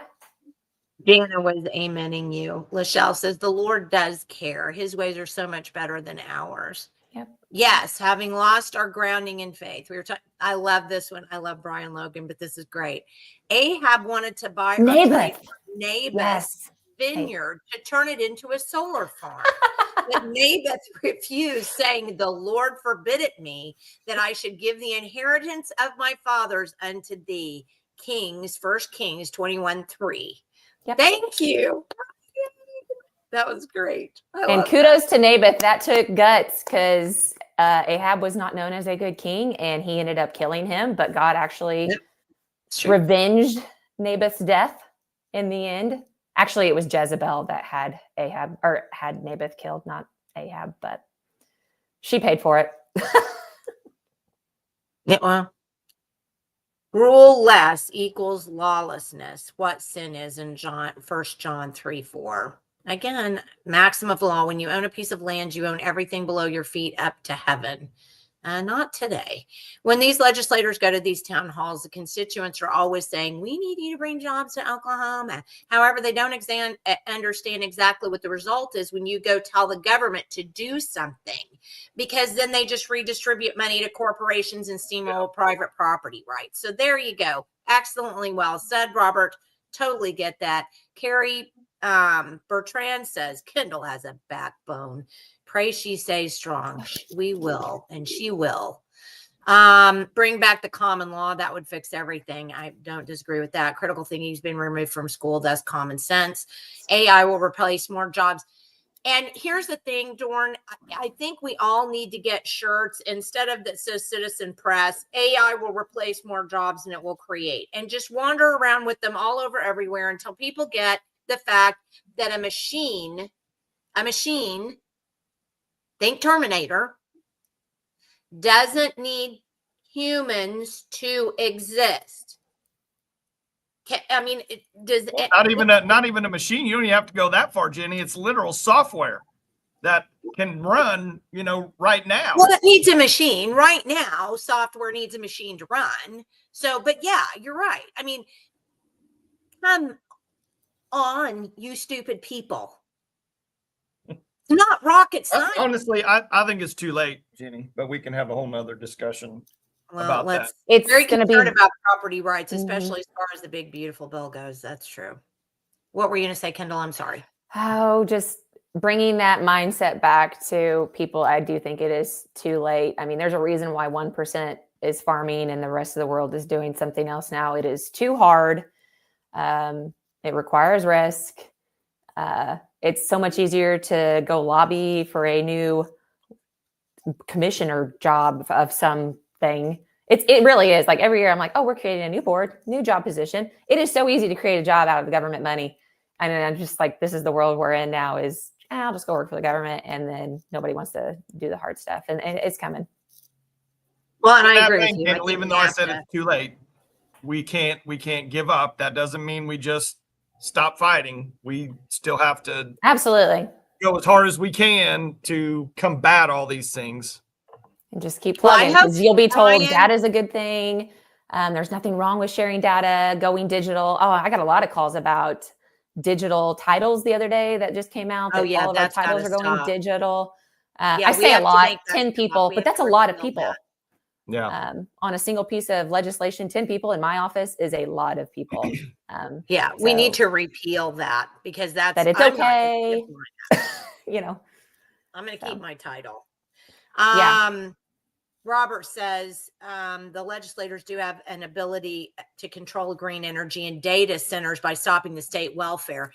That's so not only that, Kendall, but the other thing is we need to have regulation on this stuff. So that's the other thing that I was making the point in the piece that I'm writing. Let's say these Tulsa commissioners did all 3 thumbs up, right, to get that data center in. They've been guaranteed this, and this. A guarantee is worth 0. A guarantee today means absolutely nothing because these people can say this, whatever it is that they're saying, and then renege on it. And who are you going to call? Ghostbusters? Then what ends up happening if they end up polluting something or they end up dumping or there's a lithium, steam comes up or something? How are you going to do? There is no regulation in Oklahoma for data centers. There's really no regulation for solar. There's absolutely no regulation for wind. So how are we, the people, being protected? We're not. I mean, we tried on wind this year and you saw how far that went. Well, I think just making sure, I mean, we've had a big audience on here this morning. So, Jenny, the Thunder won. The Thunder won the NBA Finals. Come on. They're going to save Oklahoma. I mean, that's kind of the mindset on all of that. And it's going to according to Mayor Oklahoma. It's going to change Oklahoma. According to Mayor Holt. Isn't that sad that an NBA team is what's going to save Oklahoma? Again, we've been conditioned that way. I mean, we've talked about this before, Kendall. If I were the queen of Oklahoma, I would remove all sports from public schools immediately. Yeah, I agree. Immediately. I would say, you know what? I'm happy for your kid to play sports. You go do it in a private setting, but it's not attached to a school, not to a public school, not to the one we're giving tax dollars to. No, because I guarantee you 2 things would entirely fix the education system in Oklahoma. Number 1, removing sports from public schools. That would be number 1. Number 2, removing screens from every classroom and going back to mechanical teaching where a teacher says, open your book to page 35 and let's read blah, blah, blah, blah, blah. Hey, and actually make them read out loud just so we can make sure they still know how to read. How about that? I know. Our friend Kendra Weston is a proponent of that. I've seen sports become a beast, not only in your property tax dollars. I mean, if you want to talk about property tax dollars and what's feeding your public schools, sports is probably number 1. And this is from someone that played all sports in high school, middle school, went on and played volleyball in college. I love it. It's just not what it is. And I mean, it's just not. I mean, I at least grew up in a school where sports was after school. There was no hour dedicated to baseball. Or That even was not a 2 hours in class. some of the schools, Kendall, even 2 I know, hours. I know. It's nuts. You at least had to go full 7 hours of education. And then after school at like 4:00, you started your sports. Okay, so you're going to want to see this. They flooded the room. We're going back to the Tulsa data center. They flooded the room with temporary construction workers that were told to get there early and support it. They mostly didn't care. The no votes were sent to an overfill room where they couldn't be seen or heard. Wow. You ready? Everybody going to do it with me? If that is true, how cowardly. Commissioner Sims, hold on. This dude. That cannot, no way. Commissioner Think of the calculation on their part, Kendall, to think in advance, to suppress the people of their community by doing that, in preparation. Devious. Commissioner Sims said, if we don't do this, we're handing the keys over to China. Commissioner Salih is the chairman of INCOG. That we've got to get rid of the COGs, but unfortunately, you got to do that at the federal level. I don't remember who I was talking to about that yesterday, who may have been Katie, who was saying we were talking about the COGs. Those COGs are, again, extra governmental bureaucracies, and we've got to get rid of these things. They're just ridiculous. Andrea says at Tulsa County Commissioners meeting, the lady representing Project Clydesdale, which is the data center project group, mentioned working with UN technologies. Because this is all UN stuff. This is all, Awesome. Yeah. So Kelly Dunkerley never spoke. Shelley said the men who treated that 10-year-old like that should have been arrested for assault. Honestly, Shelley, you know what I would have done? I would have slapped some guy and gone to jail and been happy to do it. Sure, I'm sitting here happily knowing I just slapped some man across the face for assaulting a child. How horrible. What a horrible person. Yeah, that was my county kid. Commissioners are, in my opinion, the worst people as far as thinking they're above you and you will bow to their personal wants. Movement 32 loves Senator Sacchieri. We weren't allowed to stand. Sitting only. They had an overflow room. Y'all are going to have to literally get pitchforks and torches. I hope they do. If that is true, I hope every commissioner is primaried. Everybody just sat there and watched them do that to that kid, didn't they? This is the most disturbing part to me. Where is the kid's dad? Well, he was at work. I mean, that's the other thing. Wow. How do you get people to these meetings that they have at 9 o'clock in the morning on a regular work day? They do it to make sure that working people aren't there. This is planned and reasonable. I mean, they do this for a reason. I was advocating violence. These days, DAs are highly responsible for what's going on at the local level with these community. And I would agree with that. We have a lady named Susan Morgan in Lincoln County had done some research on DAs. And I think you would be shocked at her findings. The vast majority of DAs are appointed, and many of them have been appointed by Governor Stitt. They're not even elected by the people anymore. To be fair, I don't know a lot of people that want the job. We almost never have anybody that challenges a DA either. But they're super, super important. They are.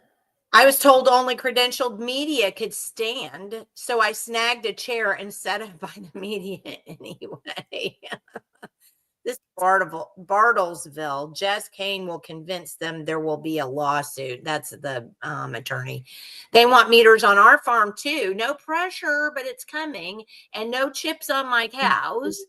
What did Kendall say about local producers in a bill? Local producers? Oh, like a meat. I think there was a couple other states that are trying to kind of free up the market for local meat to be sold with so much regulation on the books now. So just kind of freeing that up for our local farmers to sell is all. But Kendall, we have to do that because literally I raise sheep. I've got 3 going to the processor on Monday, but you go to the store, you're not going to find Oklahoma lamb. You're going to find New Zealand lamb. And that New Zealand lamb, I charge $11 a pound for mine. They charge 20 sometimes a pound for lamb in the store because it comes from New Zealand. Well, yeah. Why are we getting food from other countries when we're producing it in our backyard, meat alone? I don't know.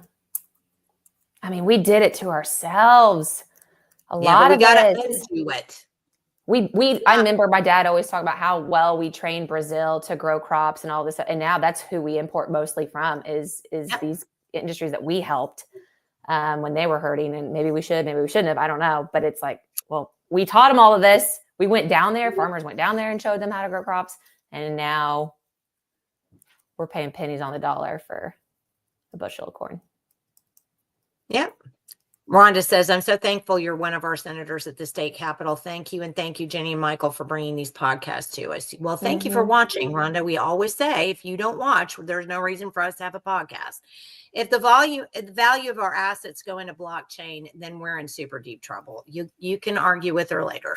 Maxims of law are those that are arguable in court. They're pertinent. Statute can never trump the Constitution, common law. We just don't use them. Brainwashing regarding the law is what got us into this mess. Lawyers, yes. I texted Kendal Sacchieri fan club. Okay. There's a fan club? I guess we have a fan club. And John's amening me for something. I'm not sure for what. My question's been from day one. Why hasn't Department of Energy established wind turbine setbacks based on engineering data, safety standards, and facts, not financial gains or loss? And that's another problem too. I mean, a lot of no's were late. That's why they were in overflow, but it was bad. So this, back to the, where's the EPA for the environmental problems it causes? That's a really good question. So I have an article that's up here somewhere where it literally talks about our governor, Governor Stitt, joining with other governors to create a council that would prevent the EPA from coming into states and regulating things, essentially. Well, we don't like regulation, right, Jenny? And you know what? It's a double-edged sword. But when regulation protects the people, we the people, that regulation must exist. Because we have regulation to protect private businesses. We just don't have regulation to protect we the people. Yeah. So regulations protecting we the people are fine. We just don't have those. We have regulations that protect private businesses, which is why farming is going away, which is why all of these things are happening, because we are literally up, our pyramid is upside down, right? Yeah. And we have businesses being protected at the top, and down here are we the people. It should be inverted, right? And I would say, Jenny, I would add to that, it's more corporate protection, corporate businesses, not just private, because everyday mom and pops, they're literally almost regulated out of competition. Yeah, fair enough. In one way or another. So it's that corporate, that crony corporate capital interest. Those are the guys that are being protected by the regulation that's supposed to protect us. Yep. I agree. And they're very good. I mean, I fought one bill because nobody knew. And luckily I had an insider tell me about it and taught me. But like we heard one this year on vape industries getting regulated hardcore by the FDA and saying you can only sell FDA approved vapes on the shelves. Well, that's only like 26 out of millions. Well, guess who owns those 26 approved FDA vapes? Big Tobacco, China, and Japan. So it's like, what are we doing? But it was all sold as, well, we want FDA regulated and we want safety. And there's kids that are dying none of it had stats behind it. It was all just fear mongering, and that we need to regulate this industry, which we do, of course, but you got to look at who is pushing the narrative, and it is Big Tobacco. So I fought that one on the floor, and it died hopefully in the House, but it's coming. And I probably fell for some in other industries that I was not aware of because it was sold to me that this is hurting this industry. We have to regulate it. And who's pushing that regulation? Is it to benefit Big China? Probably. I'm honestly of the opinion that good members just need to vote no on anything unless their constituents call and say, you know, hey, we really need this. Because otherwise, it's just all for. I mean, you know what I'm saying? You just don't know. But those are going to get slapped on a mailer for sure. Hey, she voted against regulating. What was one of them? Massage therapists getting more regulation. I actually heard from massage therapists that was like, this is not helping. This is actually just making good people go out of business. Yeah. To fix the big crime wave, I guess, that's going on in Oklahoma. Edmond. Yeah. Is that really true though? Because they tell me that's not true. Well, it's weird because you'd have to talk to, I've read about it, but I would go talk to the Edmond police and find out if they really are arresting these people. I mean, I've noticed as I'm driving through Edmond every once in a while, I'll see one of those places or two of them have gone out of business. So I don't know, but you never know. Sometimes big things are done in little things to be inconspicuous, right? Well, the bill was for cosmetology to be in more enforcement of those. So like, are you telling me like cosmetology is going to go in the middle of the night and do a bust for these sex traffickers? If that's what's happening, it's like, I'm pretty sure sex trafficking is already illegal. The cops could go in and bust it up anytime. It really did just feel like we're regulating the industry more to the point of where they can't sustain. They're going to get a fine for leaving the lid on their laundry basket open, you know? And I was like, no, but that's probably going to go on a mailer. You know, she likes sex traffickers in the state of Oklahoma. Well, I think the only way to do it, and I do believe that this is happening. I think you're an example of it. I think Jim Shaw, I think Molly Jenkins, I think Gabe Woolley. I think you guys are an example of this. There are people waking up enough to understand that what you're getting, that this stuff is BS. This stuff is simple BS. They're just making it up. They're just trying to play you. And I think people are getting that.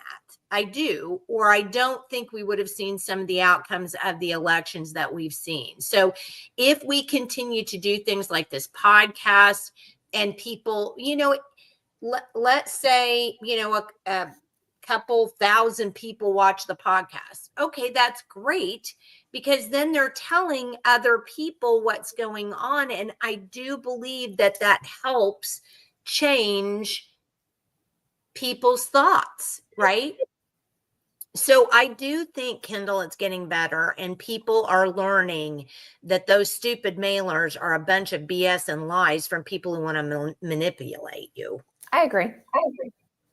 I didn't say manipulate very well. Okay, we're going to have to get off of here because we've had you on, God love you, for so long. I'll go back to that one. I'm just trying to see if there are any questions for you.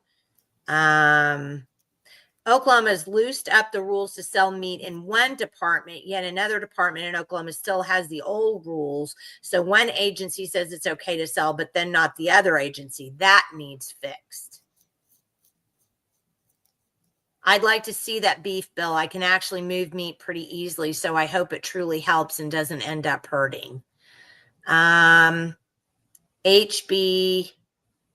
come on, if I push it, HB 4118 helped the corporate hide behind the small farmers and ranchers from the EPA. Oh, good. Okay.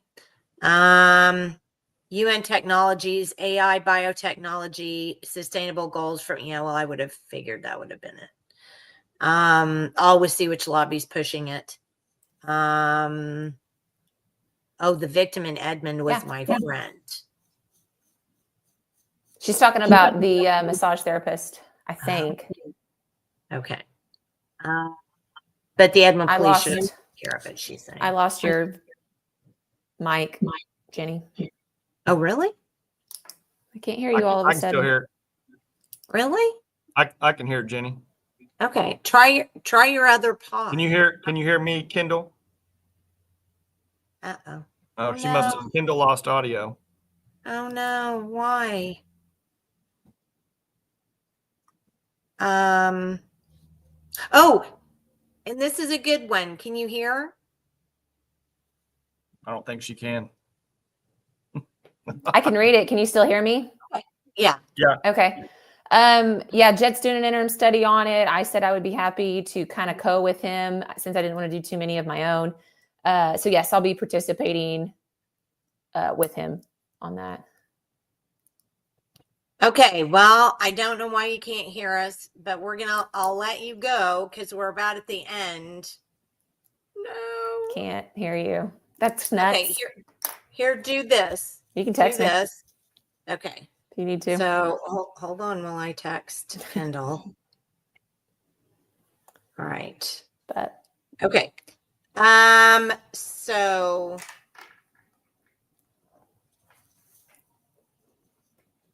Yeah, that's a bummer.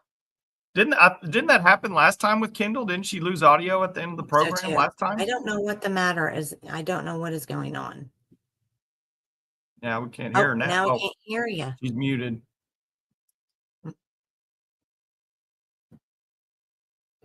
Unmute. you can hear me at least. Yeah, I can hear you. Can you still not hear us? I still can't hear you. No. Okay. Oh, that's a bummer. Sounds good. Thank you for your time. Hopefully we learned and educated today. Definitely. Thank you for being here. All right. Jenny will text. You bet. Thank you. You're Okay. very Talk to welcome. you. Thanks, guys. right. Good to see you, Michael. Bye-bye. Oh, I hate that. Dang it. Yeah. I don't know what happens there when that happens, but we've had her on. God love her. She stayed on for 2 hours. And she's got, little bitties at home. So it's not like, that's an easy thing to do. And we are coming up on 2 hours. So guys, thank you so much. We had a huge audience this morning. I know it's because everybody loves Kendal. She's phenomenal. I mean, that woman really is phenomenal. Gosh. Okay. So we are having, next Wednesday is Visit. So Visit will be on. And by the way, she's now out and proud. So you'll get to see who Visit actually is in person on Wednesday.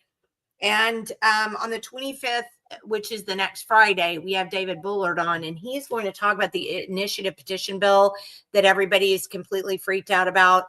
I read the bill. It didn't really bother me. I wasn't really sure why people were up in arms with it, other than every time you try to do something that helps elections or that makes government more accountable, the left screams and starts screaming about, but then, our OTA friends don't like it either. So we need to get the bottom of it and figure out what's going on. And so Senator Bullard, who wrote it, is going to be on, and we're going to talk about that next Friday. So that's next Friday, and then Visit will be on Wednesday. Anything? Oh, you wanted to talk about something going out, Michael. What was it? Oh yeah, let me just let me pop this up here real quick. Okay. So in the vein of just here recently, President Trump pushed through that. I got a message on my screen I need to get off. Okay, President Trump, I think it was Wednesday night, against, turned many conservatives who did not want a stable coin bill, because let's rewind just a little bit. Remember back when President Trump wrote an executive order that there's not going to be any CBDCs, the central bank digital currency, wrote an executive order back in 20. And that's what you said you didn't like. Yeah, well, yeah, but now that I'm looking at the larger sphere of what's going on, I'd rather have that ultimately than what's getting ready to happen. And I'm going to tell you why. Okay. So President Trump wrote that executive order for the CBDCs, which we all know is bad news, and anything that's going to be programmable, trackable, whatever the case may be, it's terrible news. It is coming in one way or another. So he wrote that. We all celebrated. We thought, oh, good. Here we go. Well, in the waiting in the wings, he's he's promoted crypto like nobody's business. Well, part of the reason for that is the massive amount of money and stakes that he himself and his boys have in that entire community. So one of the things that they back is this World Liberty Finance company. And I can play this video. It's only 15 seconds. Let me see if you can hear it. Big Okay. news. The World Liberty Financial token sale is now live. Crypto is the future. Let's embrace this incredible technology and lead the world in digital economy. Go to worldlibertyfinancial.com. Did you hear that? Why is the President of the United States doing an ad? Well, let me show you. Let me show you, Jenny. So that really bugs the holy. Yeah. cow So out of he's pushing this. Now, remember, the CBDC was going to be a cryptocurrency from the Federal Reserve or the central banking system itself, which would ultimately replace the currency US dollar, that we have now. So it'd all be digital. We all know it's bad news. And we didn't want that. So he wrote that executive order to stop that. Well, in the wings of that, he's promoting the World Liberty Finance organization here. So when we look at, what is the World Liberty Financial project that he's backing? So, right down here, it says, him, his family members, including Eric, Don Jr., Barron, they're all, backing that. What I want to come down here and show is, so here's a disclaimer in this article. The Trump family, okay, so Trump's not on the board of Liberty Financial, but the Trump family are advisors to the project and are allocated 22.5 billion of these tokens. So think of one token is just $1. Okay, just think about it like that. It just in terms of, or one stock, whatever it may be. So he stopped this. In the meantime, he knew that he was partnering with this World Financial. They're giving him 22.5 billion tokens that have a value. These tokens have a value. Then he's also going to receive fees for, from all the transactions that are done on all these different tokens through World Liberty Financial. They've invested all this other money here in these other tokens. But what the thing is, what I want to say is, so he just passed that stablecoin bill. Well, guess who has a stablecoin now? Guess who has a stablecoin now? Donald Trump has his own stablecoin, or World Liberty Financial will say, has their own stablecoin, which is USD1. That's the name of it. So in the crypto world, like Bitcoin has it, it's got its own ticker. It's called BTC.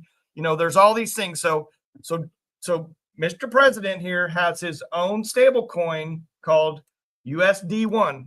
This was back in March. So, they already knew this stuff, and then the other stuff with the World Liberty Financial, that was back. They had already started that back in October of last year. So they knew all this was coming. So he put in legislation to stop this. They're bringing in this USD1, this stablecoin. It's already listed on multiple exchanges. It's already being used. Already in one of these articles, they've already made, they've already got a market cap of 128, million or gone to 2 billion in just a couple of days. So it's already the 7th largest stable coin in the entire world. I mean, think about creating something out of nothing when it comes to currency. I mean, that's what's got us to where we are now.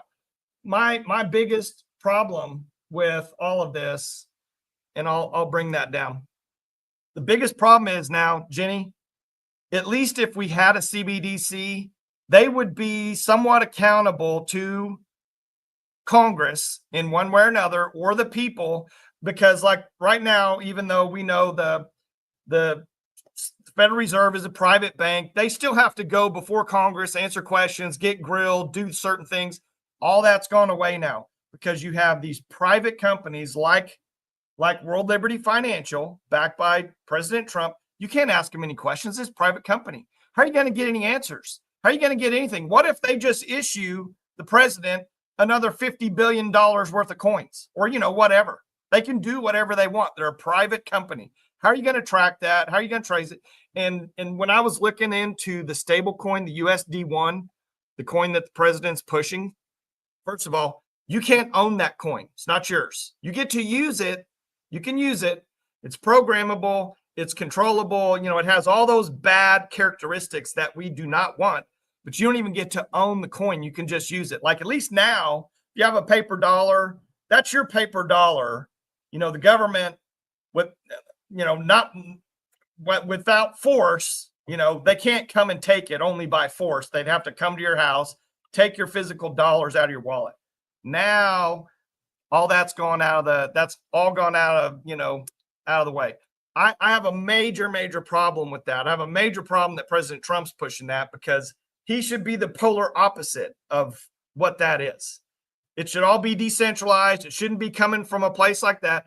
I'm telling you, if Joe Biden did this, if Hunter Biden did this, they would be going absolutely ballistic. The whole MAGA, all the people, you know, Charlie Kirk, they would be going ballistic if Hunter Biden was involved in something like this with Joe Biden or Barack Obama. You know, there's such a double standard. I can't believe, but people have no idea. They have no idea that the president's involved in this.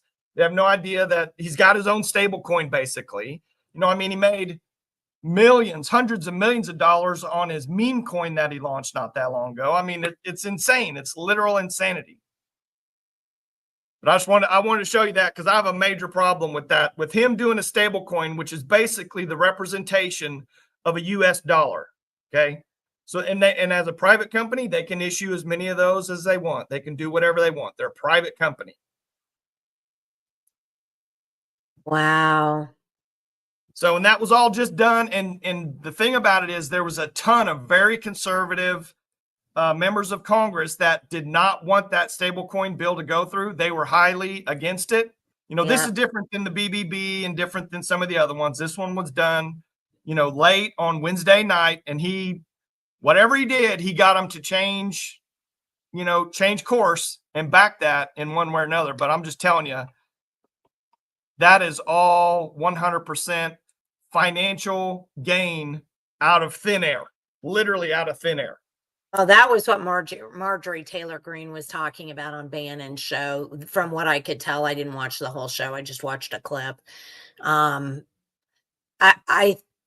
cannot imagine. I mean, it makes it sound like it's a bad movie, like Idiocracy. I mean, it literally sounds like the movie Idiocracy to have our president hawking up something. That's really not digestible to me. I don't like that in any way, sense. And then not only that, he's hawking something in that's going to make him more money. Yeah. I mean, not just more. This is multiples, you know, exponential multiples. Think about if I just gifted you, Jenny, you know, back in the day, if I gifted you, you know, like the guy that bought the pizzas with Bitcoin, you know, a guy, did you ever hear about that story? Back when Bitcoin was early, some guy, you know, put out an ad, said, hey, I'll give you 15,000 Bitcoins if you just bring me a pizza. So someone brought him, you know, a couple pizzas. The guy gave him 15,000 Bitcoins. How'd you like to have 15,000 Bitcoins about right now? I don't know, because I don't know what I think a lot of people are like me. They don't understand what's going on. And so it's very easy for them not to see that this would be a problem because they simply don't understand digital currency. Yeah. Well, I still don't. I'll tell you straight up. I don't really understand digital currency. Yeah. What? I'm sorry. Let me just tell it to you like this. Let's go. We're going to start a company, whatever it may be. We're going to have an IPO so our company can go public, because that all happened with World Liberty Financial. They had an IPO, they raised money, they did all this. So you, Jenny, because you backed this company. An IPO is an initial public offering. Yeah. So it's a stock market. Yeah. You so put it in up on the stock same market. vein, there's a company, we're back, you're backing that company, you're doing, you know, some social media for it. So because you backed that company and they did an IPO, guess what, Jenny? We're going to give you 1 million shares of the company. Okay. You get 1 million shares because you did a bunch of stuff for us to get this thing launched and going and in the public sphere. Okay. So we're going to give Okay. you 1 million shares. So Okay. you can do with that 1 million shares whatever you want. That's out of thin air. You just received 1 million shares. Okay. Well, Trump received 22.5 billion of these coins. Think about that.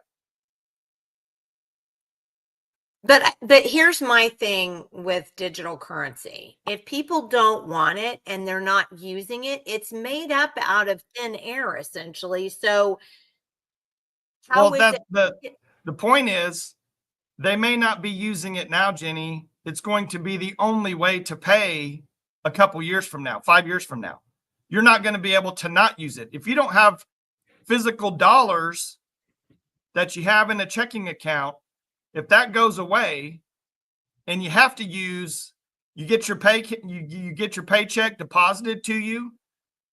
Well, if these are private companies, how can they? Well, I guess they force us to use the Fed, which is a private Exactly. group. It's the pushing of the US dollar.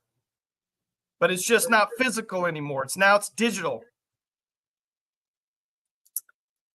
This is bad. And I'm telling you, this is worse. The Senate and the House vote for it. They were forced. It's through. It's done. It's a done deal. No joke. I'm just telling you, it's a bad deal because before there would be at least some accountability. Now it's all in private hands. And we know like how all these black projects work, how all these, off the books deals go. You can't get the information from a school district because they're talking to a private company, or there's an NDE, at your local city council because they're talking to a private company about this or that. This is the same deal, but now it's with our money. Now it's with our cash. Cash is still anonymous. Cash is still private. Yeah, right. And that part is going away because they're going to force you to use whatever these stable coins are. And it upsets me to no end that not only did President Trump ban one thing, he was already involved in another project that produced a stable coin that now they passed legislation on. I mean, that's like insider information. That's like it is. It's worse than that. Yeah. I mean, it's worse than that. If we're going to, not to knock Eric, who was on the program on Wednesday, this is the farthest thing from constitutional money we could possibly have. Correct. It's the farthest thing from it. It should be banning all of these things and returning to a constitutional type of money. There is no more transaction between, this fake debt from the Federal Reserve and all these digital tokens. There's no more. That representing the constitutional $1, 371.5 grains of silver, $1 bill produced by our Treasury. There's no replacement for that. So anyway, I was pretty upset about it. I wanted to make sure and say that on the show and tell you, because that's such a red flag for me. And no one knows about it because, the space is so, it's so clouded and convoluted, and people don't know anything about any of this stuff now. They will in the future. They will. But it's so anti what I thought he was going to be doing. It's a polar opposite. Well, I wonder if the state, maybe that's one thing that we talk with, our legislators about. Maybe the state can say, we simply won't use it. I mean, I maybe if the states say, hey, we're not going to do that. And we had some treasurers, that would come out and say, we're not going to get on this bandwagon. We're not going to be taking your stable coin from the federal government. Maybe if that were the case, we could do something about it. Maybe we could just short circuit it. But I agree with you. If Hunter Biden or Joe Biden had done this, they would have been having a fit.